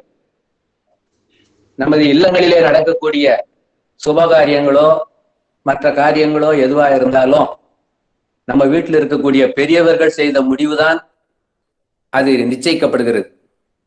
அதே போல கிராமங்களிலே நடக்கக்கூடிய திருவிழாக்கள் போன்ற காலங்களில கூட ஊர் பெரியோர்கள் சேர்ந்துதான் அந்த திருவிழாவை சிறப்பாகவோ நல்ல முறையிலும் நடத்துவதற்கு அவர்கள் ஒத்துழைப்பு கொடுத்து அந்த திருவிழாவை சிறப்பாக நடத்துவதற்கு அந்த பெரியோர்கள் தான் ஒத்துழைப்பு கொடுக்கிறார்கள். அந்த மூத்தோர்கள் நமக்கு ஒரு அச்சாணி போன்றவர்கள். அடுத்தது கேக்குதுங்களா? ஹலோ, கேக்குது தாத்தா, நீங்க கண்டினியூ பண்ணுங்க தாத்தா. பேருந்துகளில் செல்லும் பொழுது கூட முதியோர்கள் என்ற ஒரு இருக்கை அமர்வதற்காக முதியோர்களுக்கு என்று ஒரு இருக்கை அமைக்கப்பட்டுள்ளது. அதிலிருந்து முதியோர்கள் மதிக்கப்படுகிறார்கள். அது மட்டுமல்லாமல் ரயிலில் பயணம் செய்யும் பொழுது கூட நமது அரசாங்கம் முதியோர்களுக்காக சிறப்பு கட்டணம் 50%, மற்றவர்களுக்கெல்லாம் முழு கட்டணம் என்றால் முதியோர்களுக்கு என்று 50% தான் கட்டணம் வசூலிக்கிறார்கள். அது ரொம்ப பாராட்டக்கூடிய ஒரு விஷயம். அது மட்டுமல்லாமல் வங்கிகளில் கூட நம்ம பணம் செலுத்தும் பொழுது டெபாசிட் பண்ணும் பொழுது சீனியர் சிட்டிசன் அப்படின்னு சொல்லும் பொழுது எல்லாருக்கும் கொடுக்கிற வட்டி விகிதத்தை விட முதியோர்களுக்கு 0.5% வட்டி விகிதம் அதிகமாக கொடுத்து அவர்களுக்கு ஊக்கப்படுத்துகிறார்கள். அது மட்டுமில்லாமல் காந்தியடிகள் தன் தாயாரிடம் கொடுத்த வாக்குறுதிக்காக புலால் உண்ணக்கூடாது, மது அருந்தக்கூடாது என்ற சொல்லை கடைசி வரை காப்பாற்றி தன்னுடைய வாழ்க்கையிலே வெற்றி கண்டார். அதிலிருந்து அவருடைய வாழ்க்கையிலிருந்து நாம் என்ன தெரிஞ்சுக்கிறோம்னா, பெற்றோர்களுக்கு நாம் எவ்வளவு மரியாதை கொடுக்கிறோமோ அவருடைய சொற்படி கேட்டு நடந்ததால அவர் இன்றும் போற்றப்படுகிறார். அவருடைய வாழ்க்கை வரலாற்றை படிக்கும் பொழுது அவர் தன் தாயாருக்காக எவ்வளவு சிரமங்களை அனுபவித்தார் என்பதை நம்ம பார்த்து தெரிந்து கொள்ளலாம். அது மட்டும் இல்லாமல் காமராஜர் முதலமைச்சராக இருக்கும் பொழுது கூட முதலமைச்சராக இருக்கும்போது மட்டுமல்லாமல் மற்ற நேரங்களில் அவர் தன்னுடைய வேலைக்காக செல்லும் பொழுது அல்லது அரசு பணிக்காக செல்லும் பொழுது கூட தன் தாயாரை வணங்கிவிட்டுத்தான் தன்னுடைய பணியை தொடங்குவார். அப்படிப்பட்ட ஒரு சிறந்த பண்பு அவரிடம் இருந்ததை கண்டு நாம பெருமை கொள்ள வேண்டும். மூத்தவர்களை மதித்தார், தன் தாயாருக்கு தன்னுடைய அன்பை வெளிப்படுத்தினார், தன்னுடைய தாயாரினுடைய கடமைக்காக அவர் பாடுபட்டார் என்றது நம்ம தெரிஞ்சுக்கிறோம். அது மட்டும் இல்லாம நம்முடைய பிரதமர் வாஜ்பாய் அவர்கள் சின்ன பிள்ளை என்ற ஒரு பெண்கள் முன்னேற்றத்திற்காக பாடுபடக்கூடியவர் என்ற அந்த அம்மையாரை நேரில் சென்று தன்னுடைய பிரதமர் என்ற பதவியை கூட மறந்து அவருடைய வீட்டிற்கு சென்று அவர் காலிலே விழுந்து வணங்கி ஆசி பெற்றார் என்று சொல்லும் பொழுது அவர் முதியோரை வணங்கினார் என்று சொல்வதை விட அவருடைய பண்பு அவருக்கு எவ்வளவு முக்கியமானது என்பது நமக்கு தெரிகிறது.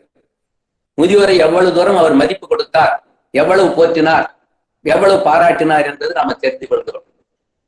அது மட்டுமில்லாமல்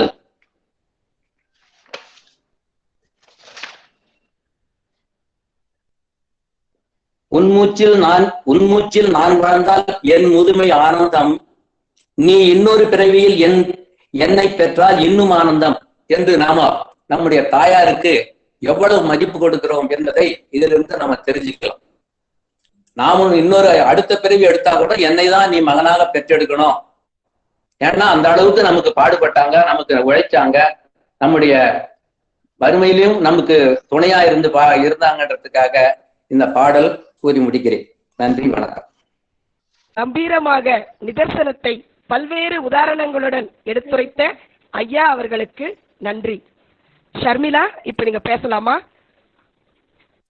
இந்த காலகட்டத்துல நிறைய வீட்டுல பிரிஞ்சு தனியா தான் வாழ்றாங்க. ஆனா இன்னமும் சில கிராமத்துல எல்லாம் பாத்தீங்கன்னா கூட்டு குடும்பங்கள் இருந்துட்டு தான் இருக்கு. ஏன்னா பெரியோர்களோட மதிச்சு அவங்களோட வழிகாட்டுதல்ல அந்த குடும்பம் எல்லாம் நடந்துட்டு இருக்கு. அதே மாதிரி இப்பவும் ஒரு பிறந்த நாள்னாலோ ஒரு திருமண நாள்னாலோ பெரியவங்க காலில் விழுந்து ஆசீர்வாதம் வாங்குற பழக்கம்லாம் இன்னமும் நடந்துட்டு தான் இருக்கு. அதெல்லாம் நம்ம கலாச்சாரமா ஃபாலோ பண்ணிட்டு தான் வந்துட்டு இருக்கோம். ஒரு தமிழ்ல ஒரு கூற்று இருக்கு, பாட்டி போல நல்ல வைத்தியரும் இல்ல, தாத்தா போல நல்ல ஆசிரியரும் இல்லைன்னு. அதை நான்லாம் நிறைய பார்த்திருக்கேன். இப்போ ஒரு உடம்பு சரியில்லைன்னா, ஒரு குழந்தை வீட்டுல இருக்கு, அதுக்கு உடம்பு சரியில்லைன்னா உடனே டாக்டருக்கு ஃபோன் பண்ணி எல்லாரும் கேட்டிருக்க மாட்டாங்க. பாட்டிக்கு தான் உடனே ஃபோன் பண்ணி, பாட்டி இந்த மாதிரி உடம்பு சரியில்லை, என்ன பண்ணலாம் அடுத்தது, அவங்க சொல்ற வைத்தியத்தை தான் நிறைய பேர் ஃபாலோ பண்ணியிருப்பாங்க. அதே மாதிரி நான்லாம் என் டீச்சர் கிட்ட தமிழ் படிச்சதை விட எங்க தாத்தா கிட்ட தமிழ் படிச்சது தான் அதிகம். அவர் தான் எனக்கு இந்த வார்த்தையை எப்படி உச்சரிக்கணும், இந்த எழுத்து பிழை வந்தா என்ன பண்ணணும், அதெல்லாம் நிறைய சொல்லி கொடுத்துருக்காரு. அவரோட வழிகாட்டுதல்ல நான் நிறைய விஷயத்த கத்துட்டு வந்திருக்கேன். அதே மாதிரி இந்த கோவிட் காலத்துல கூட நிறைய பேர் வேலைக்கு போயிட்டு இருந்தவங்க கூட, வேற எங்கெங்கயோ வேலைக்கு போயிட்டு இருந்தவங்க கூட நம்ம அம்மா அப்பா தனியா இருப்பாங்க, அவங்களுக்கு எதுனா வந்துருமோ அப்படின்ற ஒரு பயத்திலயும் அவங்க மேல இருக்க மரியாதையிலயும் தான் எங்கெங்க இருந்தோ இப்ப அவங்க வீட்டுல அடைஞ்சிருக்காங்க. நம்ம நிறைய நியூஸ்ல கேள்விப்பட்டோம். அதே மாதிரி கவர்மெண்ட்டும் நிறைய ரிலாக்ஸேஷன் கொடுக்குறாங்க அப்படின்னு எங்க தாத்தா சொன்னாரு. உலக முதியோர்கள் தினம் அப்படின்றது அக்டோபர் 1ஆம் தேதி கொண்டாடப்படுகிறது. முதியோர்களை மதித்ததுனாலதான் அந்த தினத்தையே நம்ம போட்டு இது பண்றோம். நிறைய இடத்துல ஓல்டேஜ் ஹோம்ஸ்லாம் அதிகமா ஆகுதுதான். அது ஒரு சின்ன பெர்சன்டேஜ்ல இருக்கவங்க தான் ஓல்டேஜ் ஹோம்ல எடுத்துட்டு போய் சேர்த்துருவாங்க. ஆனா மத்தவங்க எல்லாம் அந்த மாதிரி ஓல்டேஜ் ஹோம்ல சேர்க்கறதுன்றது ஒரு ஃபேஷனான்றது இப்ப கிடையாது. நிறைய பேர் இன்னமும் நம்ம வீட்லயே வச்சுக்கணும், நம்ம அப்பா அம்மாவை நம்மளே காப்பாற்றணும்னு தான் நினைக்கிறவங்க இருக்காங்க.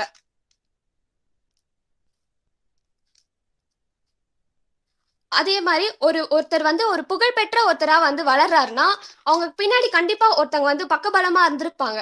அது ஒரு பெரியவங்களாதான், அவங்க வீட்டுல இருந்த பெரியவங்களோட வழிகாட்டுதல்ல அவங்களோட சப்போர்ட்ல தான் அவங்க அந்த இடத்துக்கு வந்திருப்பாங்கன்றத நான் நம்புறேன். ஏன்னா அவங்க தோர்ந்து போகும்போதும் அவங்க ரொம்ப ஃபீல் பண்ணும் போதும் அவங்களோட ஃப்ரெண்ட்ஸோ அவங்க ஃபேமிலி மெம்பர்ஸ்லாம் அந்த அளவுக்கு இல்லைனாலும் பாட்டி தாத்தாக்கு பார்த்த உடனே கண்டுபிடிச்சிருவாங்க. ஏன் என்னாச்சு, உன் வாய்ஸ் ஏன் இப்படி இருக்கு அப்படின்னு கேட்டு அவங்களுக்கு என்ன ஆறுதல் சொல்லணுமோ அது கரெக்டான ஒரு விஷயத்துல பாட்டி தாத்தாவால மட்டும்தான் செய்ய முடியும். இப்போ இந்த பட்டிமன்றத்தையே எடுத்துக்கிட்டாலும் இந்த நடுவரே ஒரு முதியவர் தான். ஏன் முதியவர்களை நடுவரா வைக்கிறாங்க? ஏன்னா அவங்களாலதான் கரெக்டான ஜட்ஜ்மெண்ட் கொடுக்க முடியும் அப்படின்றதுக்காக தான் நடுவரை முதியவரா வச்சிருக்காங்க. இங்க பார்ட்டிசிபேட் பண்ண எல்லாத்துலயுமே முதியவர்களுக்கு முன்னுரிமை கொடுத்திருக்காங்க.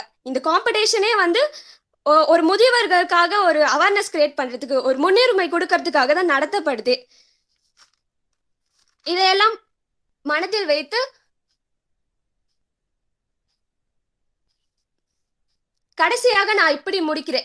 நாளைக்கு நமக்கே இந்த முதுமை வந்துதான் ஆக போகுது. நம்ம வந்து நம்ம பசங்களுக்கு சொல்லி கொடுத்தாதான் வந்து மத்தவங்க வந்து அத நம்மள வந்து அடுத்தவங்க மதிப்பாங்க.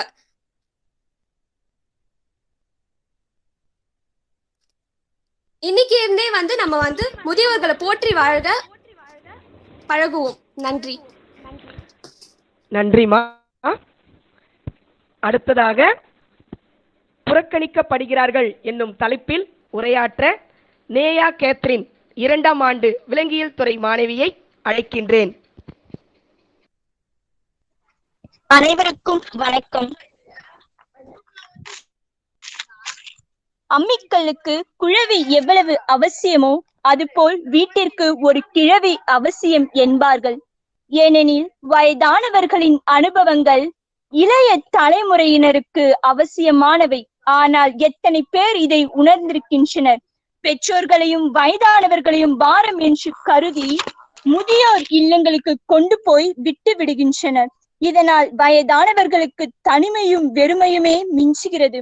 பாதுகாப்பின்மை, யாரும் பேசாத தனிமை, உணர்வுகளை புரிந்து கொள்ளாத காரணமாக வயதானவர்களுக்கு மன அழுத்தமும் விரக்தியுமே ஏற்படுகிறது. காலங்களை கடல் போல் கடந்து கரை ஒதுங்கி நிற்கும் கட்டுமரம்தான் அவர்கள். கடற்கரை விளக்காய் காத்திருக்கிறார்கள் அவர்கள் பெற்றெடுத்த பிள்ளைகளை பத்திரமாய் கரை சேர. ஆனால் நாமளோ அவர்களை கஷ்டம் என நினைத்து ஏதோ ஒரு இடத்திற்கு கொண்டு சென்று விட்டு வருகிறோம். வயதானவர்களின் தோற்றம் வக்கிரமாய் இருந்தாலும் இயற்கையின் வரம் அதுதான். நாமும் ஒரு நாள் இப்படிதான் இருப்போம். அப்பொழுது நம் பிள்ளைகள் நம்மை முதியோர் இல்லத்திற்கு கொண்டு விடும் போதுதான் நாமும் அந்த தருணத்தை நினைத்து வருந்துவோம். அவர்களுக்கு தடுமாறாமல் பேச தெம்பு இல்லை, ஆனால் நம் தடம் மாறாமல் அழைத்து செல்ல அனுபவம் இருக்கிறது. அவர்கள் தடுக்கி விழுந்தால் எழுந்து நிற்க கைத்தடி போதும், ஆனால் நாம் தடுக்கி விழுந்தால் எழுந்து நிற்க அவர்களின் அனுபவம் தான் தேவைப்படுகிறது. அவர்கள் முதுமை என்னும் போர்வைக்குள் சிக்குண்டாலும் அவர்களின் மனம் மட்டும் மழை போல சுற்றி திரிகிறது. ஆனால் நாம் அவர்களின் மனதில் இருப்பதை புரிந்து கொள்வதில்லை. அவர்களின் அனுபவத்தை கவர்ந்து கொள்ள தவறி விடுகிறோம். அவர்கள்தான் நம் இதய வாசலை திறந்தும் பறந்து செல்ல சிறகு தந்தார்கள்.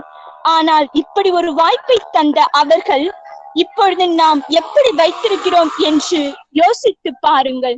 சிறகுடைந்த பறவை போல் ஒடுங்கி கிடக்கிறார்கள் தொலைந்து போன அன்பை தேடி.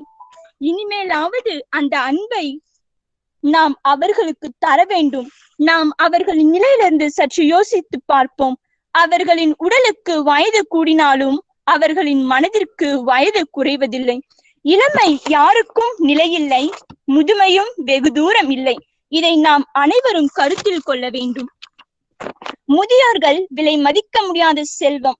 அவர்களை அங்கீகரிக்க வேண்டும். அவர்களின் உணர்வுகளை, கவலைகளை புரிந்து கொள்ள வேண்டும். அவர்கள் குடும்பத்தினரால் நேசிக்கப்படுவதை புரிய வைக்க வேண்டும்.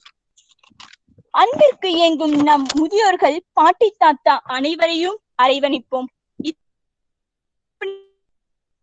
தந்த என் அன்புமிகு பாசமிகு தந்த என் ஆசிரியர்களுக்கு நன்றியை தெரிவித்துக் கொள்கிறேன். ஹலோ,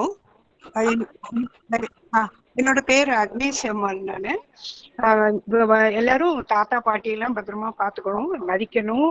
அவங்களோட ஃபீலிங்ஸ்க்கெல்லாம் நம்ம ரெஸ்பெக்ட் பண்ணணும். ஏன்னா அவங்களும் ஒரு நாள் நம்மள மாதிரி இருந்தவங்க தான். இப்போ அவங்க வயசாயிடுச்சு, அதனால அவங்களுக்கு ஒன்றும் தெரியாதுன்னு இல்லை. அவங்களுக்கு எல்லா எக்ஸ்பீரியன்ஸஸ் இருக்கும் வேர்ல்டுல, அவங்க லைஃப்ல பார்த்துருப்பாங்க. அதனால அந்த பாடத்துல நம்ம கத்துக்கணும். பெரியவங்க வயசானவங்களுக்கு ஒன்றும் தெரியாதுன்னு நினைக்க கூடாது. வயசானவங்களுக்கு ஆக்சுவலா அவங்க எல்லாமே நம்மள மாதிரி கிராஸ் பண்ணி வந்திருப்பாங்க. அதனால அவங்களோட நம்ம அட்வைஸ் எல்லாம் ஒரு நல்ல சென்ஸ்ல எடுத்துக்கணும். நம்ம அவங்க கிரிட்டிசைஸ் பண்றாங்கன்னு நினைக்க கூடாது. அட்வைஸ் ஒரு போரா நினைக்க கூடாது. அது இதெல்லாம் ஒரு பெரிய அசெட். எல்லாருக்குமே தாத்தா பாட்டி இருந்து அட்வைஸ் பண்றதுன்றது பெரிய விஷயம். அதுவே ஒரு கடவுளோட கிஃப்ட். அதனால ஆல்வேஸ் ஓல்ட் இஸ் கோல்டு. தேங்க்யூமா. Thank you ma'am. நன்றிமா. நன்றிமா. முதுமையை மதிக்க வேண்டும் என்பதனை மிகவும் எளிமையாக எடுத்துரைத்தமைக்கு நன்றிகள். அனுபவ முதிர்வினை இளையோர்களுக்கு அழகுற எடுத்துரைத்த அனைத்து முதியோர்களுக்கும் நன்றிகள். வாதத்தை தெளிவாக முன்வைத்த மாணவிகளுக்கும் நன்றிகள். தற்போது முடிவினை அறிவிக்க நடுவர் லக்குமிபதி ஐயா அவர்களை அன்புடன் அழைக்கின்றேன். அனைவருக்கும் மீண்டும் வணக்கம். இந்த நாள் ஒரு இனிய அற்புதமாக பாட்டிகளும் ரொம்ப அப்படியே அப்பா அம்மாவை நினைக்கணும். ஃபர்ஸ்ட் ஸ்டேஜ், அதுக்கு அடுத்த ஸ்டேஜ் தான் தாத்தா பாட்டி, அதுக்கு அடுத்த ஸ்டேஜ் கொள்ளு தாத்தா கொள்ளு பாட்டி. இப்ப நிறைய குடும்பங்கள் அப்படியே இருக்காங்க, இல்லைன்னு நம்ம சொல்ல முடியாது. அதனால இறைவனுடைய வரம், அவங்க வரமாக வாய்த்தவர்கள் இந்த மண்ணுக்கு. அன்னையும் பிதாவும் முன்னையும் தெய்வம் சொன்ன நாடு நம்ம நாடு. தாயில் சிறந்த கோயிலும் இல்லை, தந்தை சொல் மிக்க மந்திரம் இல்லை. அந்த மாதிரிதான் வாழ்ந்துட்டு இருக்காங்க, இல்லைன்னு நம்ம சொல்லல. ஆனாலும் கூட இன்றைய சூழல் இந்த இளைஞர்களை திசை திருப்புகிறதா, அதுதான் நம்ம இப்போ யோசிக்கிறோம். அதுக்குதான் அந்த யோசிக்க வைக்கத்தான் இந்த பட்டிமன்றமே. ஏன்னா சிந்திக்க வைக்கிற ஒரு சிந்தனை பட்டிமன்றமாக இது அமைந்து விடுகிறது. காரணம், பல பட்டிமன்றங்கள் ஏதோ ஜோக் சொல்லிட்டு 2 பாட்டு சொல்லிட்டு ஒரு ஆட்டம் பாட்டம் கொண்டாட்டம் போல ஒரு மியூசிக் பாட்டு வச்சுக்கிட்டு பட்டிமன்றம் நடக்கிற காலத்துல எக்ஸலியன் கல்லூரி தமிழ் துறை மிக அருமையான ஒரு தலைப்புல கான்ஃபேக்டா செய்திகளை மட்டும் சுருக்கமா அழகா சுவைபட சொன்ன தாத்தாக்கள் பாட்டிகள் பேத்திகளை எல்லாம் நாம் நிச்சயமாக பாராட்ட வேண்டும். இவர்களையெல்லாம் நாம் வளர்த்து விட வேண்டும்.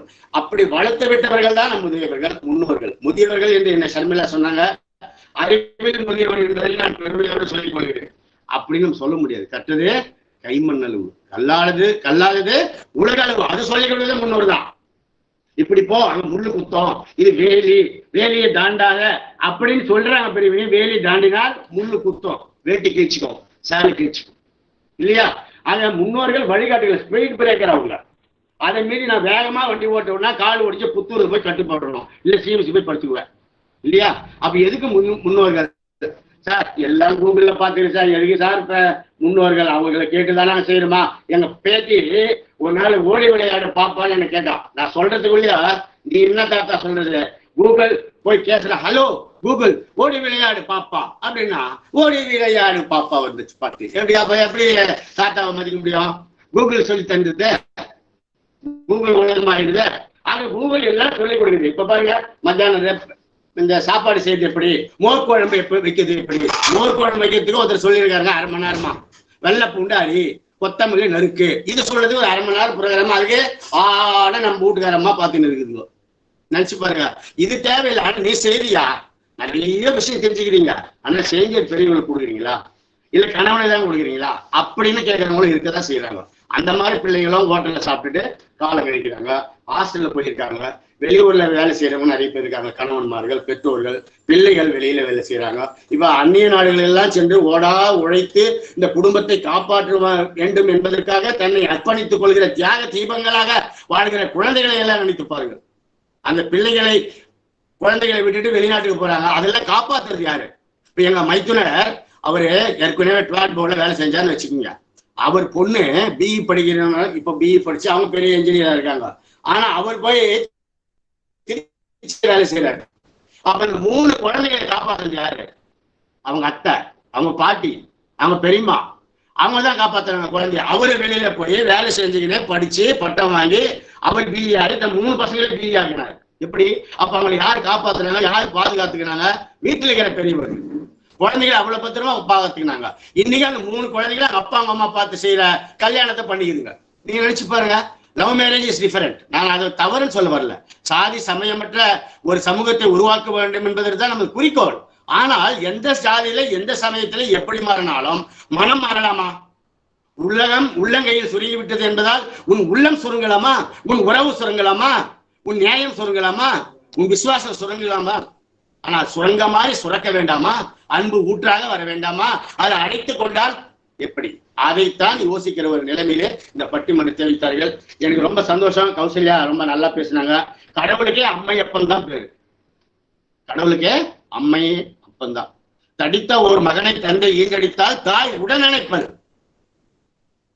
தந்தை அடித்தால் தாய் அடித்தால் தந்தை பிடித்து தந்தை அணைப்பது. எனக்கு இங்கு பேசிய பொடித்திருமேனி அம்பலத்தாடும் அம்மையப்பா என்னை அடித்தது போதும் அணைத்திடல் வேண்டும் என்று கூட இறைவனை அம்மையப்பனாக நினைத்துதான் வள்ளல் பெருமான் வேண்டுவார். அப்பா நான் கேட்டு அருள் புரிதல் வேண்டும். 6 உயிர்க்கெல்லாம் நான் அன்பு செய்ய வேண்டும் என்று நம்ம முன்னோர்கள் சொல்லி கொடுத்திருக்கிறார்களே, அந்த வழிகாட்டுதல் தான் நம்மளை வழிகாட்டி கொண்டிருக்கிறது. ரொம்ப அழகாக சர்மியாவுடைய தாத்தா சொன்னாங்க, அரசு நிறைய சலுகைகளை நம்ம கொடுத்திருக்கு சீனியர் சிட்டிசன். ஆனால் சீனியர் சிட்டிசனுக்கு வீட்டில் மரியாதை இருக்கிறதா? இல்லை என்று ஒரு பக்கம் பேசினார்கள். இல்லை, சீனியர் சிட்டிசன் இஸ் ரெஸ்பெக்டட் அப்படி என்று சொன்னார்கள். ஆனால் மதிக்கப்பட வேண்டும் என்பதுதான் நம்ம லட்சியம், குறிக்கோள். மிக அழகாக சொல்லிட்டாங்க. ஆனால் இன்னைக்கு நீங்க பல குடும்பங்களில பாத்தீங்கன்னா இந்த முதியோர் இல்லங்களில விட்டுட்டு வரவங்களுடைய நிலைமையெல்லாம் நம்ம படிக்கிறோம், கேள்விப்படுறோம். ரத்த கண்ணீர் வருதுங்க. முதியோர் இல்லத்தின் வாசப்படையில இட்டும் போய் கார்ல இட்டும் போய் அப்பா அம்மா விட்டுட்டு போயினே இருக்கலாம். அவங்க போய் உள்ள அட்ரஸ் கொடுக்குறாங்க அனாதன்னு. இந்த சூழல் இப்ப நினைக்க சொல்லும் போதே எனக்கு மெய்சிலி கூச்சமா இருக்கு. திருடனே பார்த்து திருந்தாவிட்டால் திருட்டை ஒழிக்க முடியாது. அப்படிப்பட்ட திருடர்கள் ஒழிய வேண்டும். அவன் திருந்தணும். அவனை யார் திருத்த முடியும்? சட்டம் போட்டு திருத்த முடியுமா? இல்ல தண்டனை கொடுக்க முடியுமா? அப்பா அம்மாவை போய் முதியோர் இல்லத்தில் விட்டுட்டு அனாதைன்னு சொல்றாங்க. அவனுக்கு வெக்கமா இல்ல? ஆனா வெக்கப்படல. காரணம் என்னன்னா, அவன் சுகபோகமாக வாழ வேண்டும் என்று முடிவு செய்துட்டான். தான் உண்டு, தன் பெண் உண்டு, தன் பிள்ளை உண்டு, தன் சம்பாத்தியம் உண்டு என்று வாழ்பவன் கடுகு போல் சிறுத்த உள்ளம் கொண்டான் பாரதிதாசன் சொல்லுகின்றான். அப்படி கடுகு போல் உள்ளம் படைத்தவர்கள் நிறைய பெருகிவிட்டதனால் முதியோர்கள் புறக்கணிக்கப்படுகிறார்கள் என்று ஒரு சாரார் நாம் நினைத்துக் கொண்டிருக்கிறோம். நம்ம ஆக்சிலிங் கல்லூரியுடைய பக்கத்துல 100 அடி பக்கத்துல காங்கேய நல்லூரில் பிறந்த வாரியார் சுவாமிகள் அழகாக ஒரு கூட்டத்துல சொன்னார், எனக்கு பெண்ணு உதவி செய்யல, என்னுடைய சன் உதவி செய்யல, எனக்கு உதவி செய்வது பென்ஷன் என்றுதான் அவர் சொன்னார். ஒரு நேரத்தில் கைத்தட்டலுக்காக இது சொல்லல. அவரு பெண்ணு உதவல, சன்னு உதவல, எனக்கு நான் வாங்குற பென்ஷன் தான் உதவிச்சு அப்படின்னு சொன்னாரு. ஆனால் பென்ஷன் உதவினா பெற்றோர்களை மதிக்கிறார்கள், இல்லை என்றால் புறக்கணிக்கிறார்கள். அது ஒரு சாரார் இருக்கதான் செய்கிறார். ஆனால் பென்ஷனையும் பெற்றோர்களுடைய மூத்தோர்களுடைய பென்ஷனையும் வாங்கிக் கொண்டு அவர்களையும் பராமரிக்கின்ற மருமகள்கள் இருக்கிறார்கள், மருமகன்கள் இருக்கிறார்கள், மாமனார் மெச்சிய மருமகளும் இருக்கிறார், மாமியார் மெச்சிய மருமகனும் இருக்கிறார். ஆக காலங்கள் ரொம்ப கொடுமையாக ஆகிவிட்டதாக நாம் கற்பனை செய்து கொண்டு முதியவர்கள் புறக்கணிக்கப்படுகிறார்கள் என்ற நிலைக்கு வந்துவிடவும் முடியாது. அண்மையில இன்னொரு செய்தி நான் படிச்சேன். சுடுகாட்டிலே விட்டுட்டு போயிட்டானாங்க ஒரு கார்ல, கோயம்புத்தூர் பக்கத்துல. இதுதான் கேட்டு எதுவுமே சொல்ல, கார்ல ரொம்ப அருமையாட்டு போனா அம்மாவை இறங்குனா வண்டி எடுத்துன்னு போயிட்டு பக்கா சுடுகாடு. இப்ப நேற்று சேலத்தில் நடந்த இன்சிடென்ட் நான் சொன்னேன் இல்லையா ஆரம்பத்துல, ஐஸ் பெட்டியிலே வச்சுட்டான் 24 மணி நேரம். அடுத்த நாள் செத்துருவான்னு. அது யார் கண்டுபிடிச்சது? ஐஸ் பாக்ஸ் கூட்டாம்பார் வாடகைக்கு. அவங்க போய் ஐஸ் பாக்ஸ் கூட்டுக்கு போனா நாளைக்கு கொடுக்குறேன்னு சொல்றாங்க. அப்ப என்ன இருக்குன்னா உள்ள அந்த பெரியவர் பட்டுன்னு இருக்காரு, ஹாஸ்பிட்டல் அட்மிட் பண்ணா பொழிச்சினார். நேற்று நிலைமை இனி எப்படின்னு எனக்கு தெரியாது. ஆக இந்த மாதிரி அங்கொன்றும் இங்கொன்றும் நடக்கதான் செய்யறது. இன்னொரு சகோதரி நல்லா சொன்னாங்க, ஸ்னேகான்னு நினைக்கிறேன், சந்தேகமே இல்லை, அந்த அம்மா சொன்னாங்க நிறைய முதியோர் இல்லங்கள் வளர்ந்து வருகுதுன்னு. நிறைய இல்ல நாட்டுல அங்கெல்லாம் இப்படி பாத்தீங்கன்னா 1000க்குள்ளதான் இருக்கும். ஆனா முதியோரங்கள் இல்லங்கள் நிறைய வளர்ந்து விட்டது. முதியோர்கள் நிறைய புறக்கணிக்கப்பட்டு அவர்கள் எல்லாம் ரொம்ப கேவலமா நடத்தப்படுகிறார்கள் என்கிற ஒரு ரொம்ப மோசமான நிலைக்கும் நாடு வந்து விடவில்லை. மக்களும் குழந்தைகளும் அந்த நிலைக்கு வந்து விடவில்லை. ஆனால் இந்த நிலை நீடிக்குமானால் புறக்கணிப்பது என்பது இப்போது கொஞ்சம் சதவீதத்தில் 30-40% புறக்கணிப்பது இருக்கிறது, இல்லை என்று நான் மறுக்கவில்லை. ஆனால் இது தொடருமானால் நிச்சயமாக இந்த சமூகம் சீர்கெட்டுவிடும். முதியோர்கள் மதிக்கப்பட வேண்டும். அவர்கள் வாழும் தெய்வங்கள், பேசும் தெய்வங்கள். அண்மையில ஒரு உதாரணம் நான் சொல்ல போறேங்க. நம்ம பாரத பிரதமர் மரியாதைக்குரிய நரேந்திர மோடி அவர்கள் தனது தாயாரை இன்றைக்கும் தன் பிறந்த நாளில் வீட்டுல போய் அவர் எப்படி நமஸ்காரம் பண்ணி ஆசீர்வாதம் வாங்குறாரு நீ பார்த்தா எத்தனை பேர் தெரிஞ்சிருக்காங்கன்னு எனக்கு தெரியும். எனக்கு சொல்லும் போதே நமக்கு அப்படியே ஒரு மெய் சிலிர்க்குது. அந்த தாயார் கொடுக்கிற அந்த 2 சப்பாத்தி அந்த சாதாரண தட்டுல வாங்கி இந்த நாட்டினுடைய பிரதமர் அங்கே சாப்பிடுகிற போது அந்த அழகை பார்க்கிற போது ஆனந்தம் அடைகிறது. பெற்ற தாய் பூரிக்கிறார், என் மகனுக்கு ஈடு இணை இல்லை என்று அவள் பூரித்தாலும் கூட, ஆனால் மகன் என் தாய், என்னை பெற்றெடுத்த இந்த தாய் இல்லை என்றால் நான் இல்லை, தாய் இல்லாமல் நான் இல்லை, தாய்க்கு பின் தாரம் என்று மாறாத ஒரு சமூகம் இன்றைக்கும் வாழ்ந்து கொண்டிருக்கிறது. அதனால்தான் இந்த சமூகம் வாழ்கிறது என்பதை நாம் மறந்துவிடக் கூடாது. சமூக அநீதி ஏற்படும் என்றால், சமூக சீர்கேடு, சமூக சீர்குலைவு வருகிறது என்றால், முதியோர்கள் புறக்கணிக்கப்பட்டால் நிச்சயமாக இந்த சமூகம் சீர் அடையாது, சீர்குலைந்து விடும். அதனால்தான் பெரியவர்களை மதிக்க வேண்டும் என்று சொன்னார்கள். 3வது கரமாக இருக்கிறார்கள் அவர்கள். காலம் பொன் போன்றது என்று ஐயா தாத்தா சைடுல பேசணும் ஐயா சொன்னாங்க. ஆனால் அதற்கு அடுத்த வார்த்தை ஒண்ணு இருக்குது, காலம் பொன் போன்றது, கடமை கண் போன்றது. என்ன கடமை? என் கடமை பணி செய்து கிடப்பது யாருக்கு? நான் என் பெற்றோர்கள் செய்தாதானே எனக்கு என் பிள்ளைகள் செய்வார்கள் என்கிற எண்ணம் எல்லா பெற்றோர்களின் இதயத்திலும் பிள்ளைகளின் இதயத்திலும் வந்தாக வேண்டும். ஏனென்றால் அவர்கள் என்ன உள்ள கெடுக்கிறதுக்கா இருக்காங்க? என் பேரன் மடியலுக்கு வரலையே, என் பேத்தி என்கிட்ட பேசலையே, கொரோனா பேர்ல 6 மாசமா அவ எங்கேயோ நான் எங்கேயோ இருக்கிறேன்னு நினைக்கிற தாத்தா, ஐயோ என் தாத்தாவை பார்க்கணும்னு நினைக்கிற பேத்தி, பையன், மருமகன், இந்த குடும்பம் தீபாவளி பொங்கல்ல மட்டும் ஒண்ணு சேர்ந்துட்டா போதாதுங்க. வாட்ஸ்அப்லயே பொங்கல் பகிர்ந்துக்கிறாங்க, வாட்ஸ்அப்லயே இப்ப நிச்சயதார்த்தம் நடந்துருதுங்க, வாட்ஸ்அப்லயே வீடியோ கால்லயே கல்யாணமும் நடக்குதுங்க. அந்த நிலைக்கு நம்ம வந்துட்டுமே. அப்ப உறவுகள் இந்த இன்விடேஷன் கார்டு, பொங்கல் வாழ்த்து அதெல்லாம் கூட குறைஞ்சி போச்சு. ஆனாலும் கூட காணும் பொங்கல் வச்சிருக்கான் தமிழன். பெரும்பொங்கல் வச்சான், மாட்டு பொங்கல் வச்சான், காணும் பொங்கல் வச்சான். எது சினிமா நடிகைகளுடைய பேட்டிகளை காண்பதுதான் காணும் பொங்கலா? வளர்த்து விட்டவர்கள், வாழ வைத்தவர்கள், வழிகாட்டியவர்கள், நெறிப்படுத்தவர்கள், முறைப்படுத்தியவர்கள், நாம் நன்றாக வாழ வேண்டும் என்று தங்களை அர்ப்பணித்துக் கொண்டவர்கள், நாம் உயர்ந்து நிற்பதற்கு கீழே முதுகை கொடுத்து நம்மை கொடி கம்பமாக நிறுத்தி வைத்திருக்கிறார்கள். அவர்களை எல்லாம் கண்டு அவர்களுடைய வணக்கத்தையும் சொல்லி வாழ்த்துக்களை பெற்று அதன் மூலம் வாழ்வதற்காக தமிழன் காணும் பொங்கலை வரையறுத்து வைத்தான். நிலங்களை பகுத்து வைத்தது மாதிரி பொங்கலை நன்றாக பகுத்து வைத்தான் தமிழன். அப்படி தமிழனுடைய இனமுணர்வு, மொழி உணர்வு, இன உணர்வு, அந்த குடும்ப பாசம் நம்ம மாதிரி உலக அளவிலே நான் பிறந்த நாட்டுக்கு எந்த நாடு பெரியது, இங்க பெண்ணும் ஆணும் வாழும் வாழ்க்கை இனியது. இது மாதிரி உலக அளவில் நீங்க எங்கேயும் உதாரணம் சொல்ல முடியாதுங்க. பெண்ணும் ஆணும் இணைந்து வாழ்கிற இந்த வாழ்க்கை உலகத்தில் எந்த நாட்டிலும் உறவுகள் இல்லை. உறவுகளை மதிக்கிற நாடு நம்ம தமிழ்நாடு. இந்த தேசம் பாரத தேசம், பாருக்குள்ளே நல்ல நாடு பாரத நாடு என்று மகத் எட்டயபுரத்து எரிமலை கவிஞன் அழகாக பாடினாங்க. அப்படி உறவுகளை மதிக்கிற தேசம், ஆணும் பெண்ணும் இணையாக வாழ்கிற தேசம். ஆனால் அவர்கள் வழிகாட்டுகிறார்கள், நல்லதை சொல்கிறார்கள். இது கெட்டது, இங்க போகாதே, இது தீமை, இது பாம்பு இருக்கு, இது கடிக்கும் அப்படி சொன்ன நீ பாம்பு கையிலேயே போய் காலை வைக்கின்றா, நீ எறும்பு புத்து இருக்கே போவாதுன்னு சொல்றாங்க. ஆனா அங்க போய் காலை வைக்கிறான் குழந்தைன்னா எறும்பு கடிக்குதே, ஆனாராம் கடிச்சோட சுண்ணாம்பு போடுற. அப்போ யார் ஓடிடுறாங்க? தாய் தான் ஓடிடுறான். அவங்களை பெற்ற தாய், எனக்கு டைம் இல்லைம்மா நான் ஆபீஸ் போறேன், அவங்க தாய் பார்த்துக்கிறாங்க குழந்தைகளை. நீ வேலை செய்ய போய் நீ நிறைய குடும்பத்துல பெண்ணும் ஆணும் வேலைக்கு போய் விடுகிறீர்கள், குழந்தைகளை விட்டு காப்பகத்திலே விட்டு போகின்றீர்கள். காப்பகம் யார் உங்களுக்கு? காப்பாற்றுவதற்கு கூலி கொடுக்கின்றீர்கள். அங்க போய் ஒரு 1000 ரூபாய் 5000 இப்ப ஃப்ரீ கேஜிக்கு கூட ஆன்லைன் வகுப்பு எங்க? அங்க கார்டியன்ஸ் அவங்களா? ஆனா எல்லாருமே அந்த மாதிரி கார்டியன்ஸ் வச்சு காப்பகத்தில் குழந்தைகளை விட்டுட்டு போட முடியுமா? கணவனும் வேலை செய்யறான், மனைவியும் வேலை செய்யறான். அப்படி சம்பாதிச்சதான் குடும்பம் நடக்க முடியும். அப்படிப்பட்ட குடும்பங்களிலே அந்த குழந்தைகளை காப்பாற்றுறது பெரியவர்கள், மூத்தவர்கள். அதனால அவர்கள் மதிக்கப்படுகிறார்கள். குழந்தைகளை காப்பாற்றுவதற்காக பெரியவர்கள் மதிக்கப்படுகிறார்களா, சுயநலத்திற்காக பெரியவர்கள் மதிக்கப்படுகிறார்களா என்றெல்லாம் நிறைய யோசிக்க வேண்டிய ஒரு சூழ்நிலை இன்று வந்துவிட்டது. சின்னத்திரை பார்க்கின்றீர்கள், எத்தனை தொடர்கள் பெரியவர்களை மதிக்க கூடாது என்று கற்றுக் கொடுக்கிறது. நினைத்து பார்த்தீர்களா? மாமியார் கொடுமை, அந்த சினிமா தொடர் காலையிலிருந்து இரவு 12 மணி வரைக்கும் தொடர் பார்க்கிறாங்க பெண்கள். எத்தனை பெண்கள் பாத்தீங்கன்னா நிறைய தொடர்கள் பெண்கள் காட்டி வச்சிருப்பாங்க. அந்த காலத்துல இப்ப கத்தி வைக்காத குறையா இருக்கு, போட்டு தள்ளு, தீத்திட்டியா ஜாங்கி கூப்பிடுறது, மாமியாருக்கு கூப்பிடுவாரு, மந்திரவாதி கூப்பிடுவாரு. இப்படி எல்லாம் இந்த டிவி தொடர்கள் கத்துக் கொடுப்பதால் பாய்சன், விஷப்படுத்தப்படுகிறார்கள், விஷம் கலக்கப்படுகிறது. எதனால? சமூக கலாச்சாரம் பெருகிய இந்த நாடு, மதிக்க கற்றுக்கொண்டு கொடுத்த நாடு. இந்த நாட்டில இப்படி இந்த சின்ன தொடர்கள், டிவி தொடர்கள், இந்த SMS கலாச்சாரம், வாட்ஸ்அப் கலாச்சாரம், இன்டர்நெட் கலாச்சாரம், வலைப்பக்கங்கள், இந்த மாய வலை விரித்து இந்த குழந்தைகளை எல்லாம் இன்றைய பிள்ளைகளை திசை மாறி அழைத்து செல்கிற இந்த மாய வலைகள் உடைக்கப்பட வேண்டும். அப்படி ஒரு சூழ்நிலை வந்தால்தான் மீண்டும் இந்த உறவுகளுக்கெல்லாம் ஒரு மரியாதை கிடைக்கும். அதை நாம் நினைத்து பார்க்க வேண்டும்.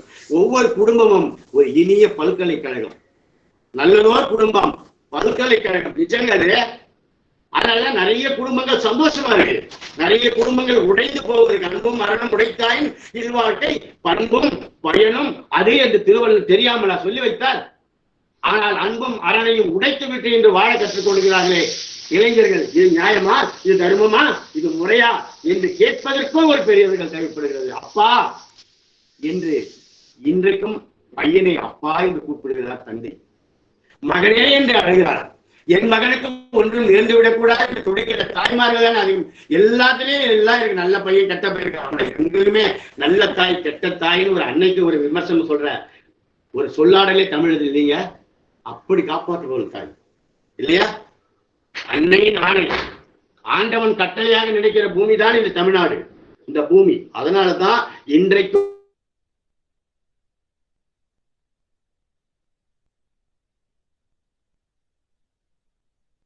இந்த உறவுகள் பின்னப்படாமல் ஓரளவுக்கு இந்த சமூகத்தோட உறவுகள், பாசம், பிழைப்பு, நேசம், விசுவாசம், உறவுகள், சமூக உணர்வு, பெரியவர்களை மதிக்கின்ற பண்பாடு, திருவிழாக்கள், கலாச்சாரங்கள், வீட்டு பண்டிகைகள், இதெல்லாம் ஏன் வச்சாங்கன்னா இந்த உறவுகள் எல்லாம் ஒன்று சேர்ந்து இந்த உறவுகளை, பெரியவர்களை மதிக்க, பெரியவர்களை நல்லதை கற்றுக்கொண்டு அதன்படி வாழ்வதற்காக இப்படிப்பட்ட சூழல்களை எல்லாம் தமிழன் படைத்து வைத்தான்.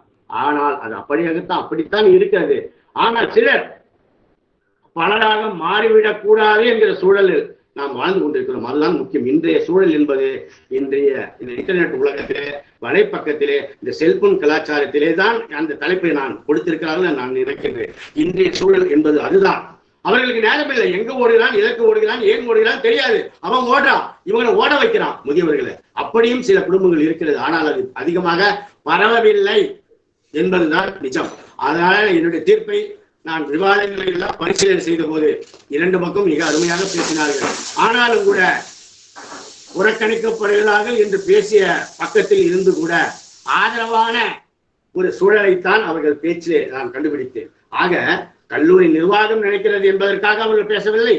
மாணவ செல்வங்கள், பங்கு பெற்ற பெரியவர்கள் எல்லாம் கூட புறக்கணிக்கப்படுகிறார்கள் என்று பேச வந்தவர்கள் கூட இன்றைக்கும் முழுமையாக அவர்கள் புறக்கணிக்கப்படவில்லை. ஓரளவுக்கு சமூகம் பெரியவர்களை, மூத்தவர்களை மதித்துக் கொண்டுதான் இருக்கிறது என்று சொல்லுகின்ற ஒரு சமூக சூழலை அவர்கள் கொண்டு வந்ததாகத்தான் நான் நினைக்கிறேன். அது மற்றவர்களுடைய சொல்லாடல் கேட்டேன். மக்கள் தீர்ப்பு மகேசன் தீர்ப்பு என்று நினைக்கிறவர் நான் நினைத்தவர். ஆக இந்த மக்கள் தீர்ப்பையும் நான் நினைவு கொள்கின்றேன். பட்டிமன்ற தீர்ப்பிலே இரண்டு பக்க வாதங்கள், மக்களுடைய வாதங்கள், மக்கள் யாருக்கு நிறைய கைத்தட்டல் கொடுத்து ஆதரவு கொடுத்தார்கள் அந்த சைடு எதிர்பார்க்கணும். மக்களுடைய சிந்தனைகளை நம்ம பார்க்கணும். ஆனா இந்த நிகழ்ச்சி நடத்துவர்களுடைய எண்ணம், அவருடைய எண்ணம் என்ன, கொள்கை என்ன, கோட்பாடு என்ன, லட்சியம் என்ன, இது நடத்துவதனுடைய நோக்கம் என்ன, பட்டிமன்றம் நடத்துவதின் நோக்கம் என்ன, அதிலே நீங்கள் ஒரு எல்லாவற்றையும் ஆராய்ந்து பார்த்தால் இந்த சமூகத்தில் இன்றைய சூழலில் மூத்தவர்கள்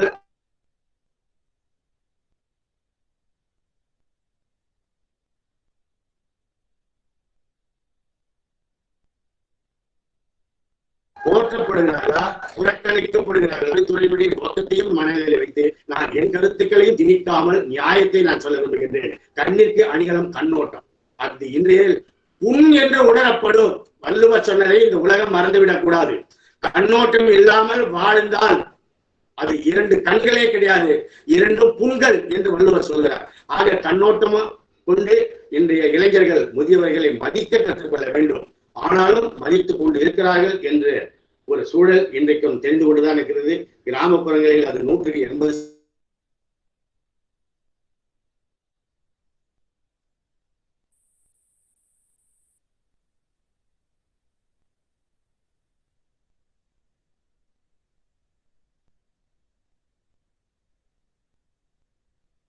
சதவீதம் மூத்தவர் பெரியவர்கள் மதிக்கப்படுகிறார்கள். கொஞ்சம் தான் அங்க டேமேஜ் ஆகிருக்கு.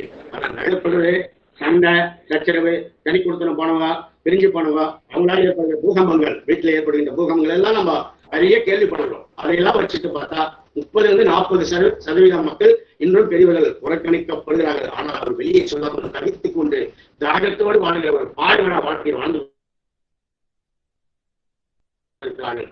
ஆனாலும் கூட அவர்கள் பசு சோலையாக மாற்ற வேண்டும். ஆக புறக்கணிக்கப்படுவது கொஞ்சமாக இருந்தாலும் கூட ஓட்டப்படுவது சற்று பட்டிமன்ற தீர்ப்பை சொல்லி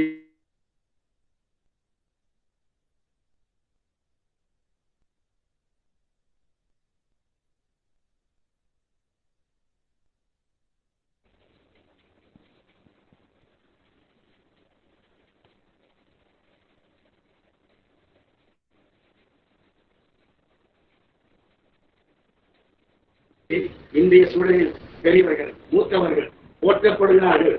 இளைய சமுதாயம் மிகப்பெரிய அரியாசனங்களிலே அமர வேண்டும், சிகரங்களை தொட வேண்டும் என்று சொல்லி நல்ல வாய்ப்பை ஏற்படுத்தி கொடுத்த முஸ்லிம் கல்வி தமிழ்துறைக்கும் முதல்வர், துணை முதல்வர், இந்த நிகழ்ச்சியை முன்னிறுத்திய கல்வி சகோதரி பேராசிரியை முனைவர் மீனாட்சி அவர்கள், எனக்கு எப்போதுமே பக்கபலமாக தமிழ் பணிக்கு தொடர்ந்து தோல் கொடுக்கின்ற அருமை சகோதரி குமாரி அவர்களுக்கும் எல்லாம் மாணவ செல்வங்களுக்கும் இதில் பட்டிமன்றத்தில் பங்கேற்ற அனைவருக்கும் என் நன்றியையும் வணக்கத்தையும் வாழ்த்துக்களையும் சொல்லி நாம் முதியவர்களை மதிக்கிறோம், இன்னும் கூடுதலாக மதிப்போம்.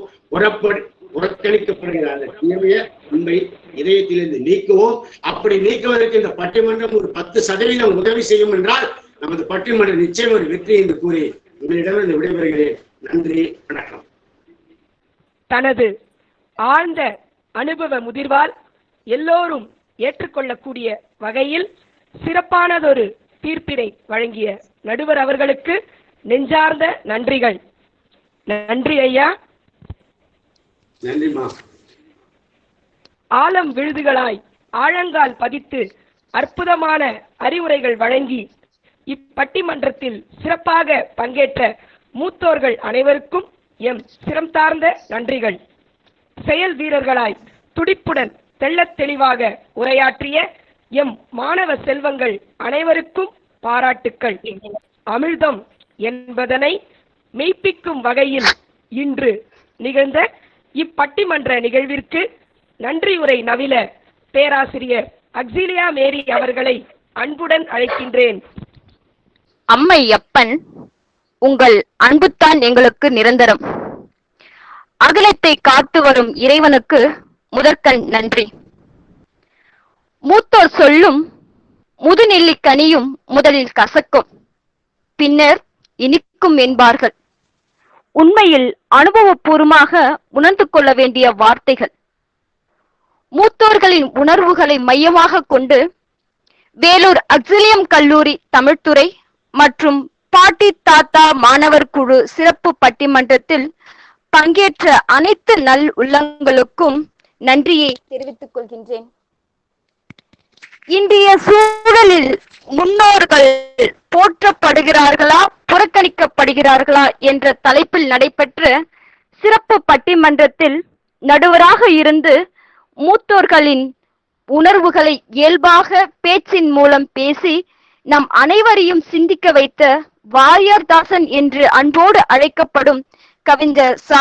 லக்குமிபதி ஐயா அவர்களுக்கு எங்கள் முதற்கண் நன்றியை தெரிவித்துக் கொள்கின்றோம்.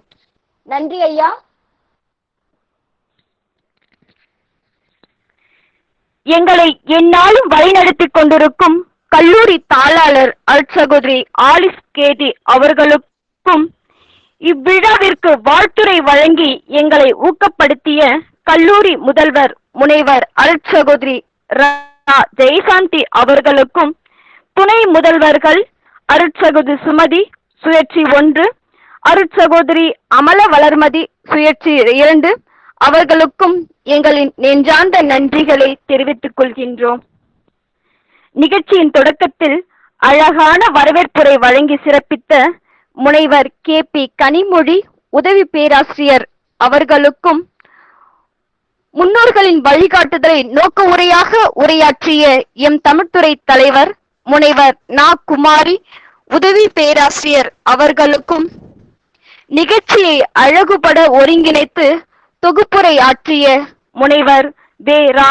மீனாட்சி உதவி பேராசிரியர் அவர்களுக்கும் பட்டிமன்றம் சிறப்பாக நடைபெற ஒத்துழைப்பு நல்கிய முனைவர் கோ. செந்தில் செல்வி உதவி பேராசிரியர், முனைவர் ஜா. பபிதா உதவி பேராசிரியர் அவர்களுக்கும் எம் உளமார்ந்த நன்றிகளை தெரிவித்துக் கொள்கின்றேன். பிள்ளைகளாகிய நாங்கள் கேட்டுக்கொண்டதற்கு இணங்க நாங்களும் பட்டிமன்றத்தில் பேசுவோம் என்று இன்றைய சூழலில் மூத்தோர்கள் போற்றப்படுகிறார்களா புறக்கணிக்கப்படுகிறார்களா என்ற தலைப்பில் தம் அனுபவங்களை எடுத்து கூறியும் அறிவுரைகளை கூறியும் இந்நிகழ்ச்சியினை அழகாக மெருகூட்டிய அம்மா திருமகி பரமேஸ்வரி, ஐயா திரு கோ. சேட்டு தமிழ் புலவர், அம்மா திருமிகு மகிமை மேரி, அம்மா திருமிகு ரா. மல்லிகா, ஐயா திரு ஆ. முருகேசன் தலைமை ஆசிரியர், அம்மா திருமிகு ஆக்னேஸ் அம்மாள், உங்கள் அனைவரையும் வணங்கி என் நெஞ்சார்ந்த நன்றிகளை சிரம் தாழ்த்தி கூறுகின்றேன். நன்றி. அடுத்து நன்றி கூறுவது எம் கல்லூரியின் பட்டாம்பூச்சிகளான மாணவ செல்வங்களுக்கு. அழகான பேச்சின் மூலம் நிகழ்ச்சியை அலங்கரித்த உங்களுக்கு எங்களின் நன்றிகளை உரித்தாக்குகின்றோம்.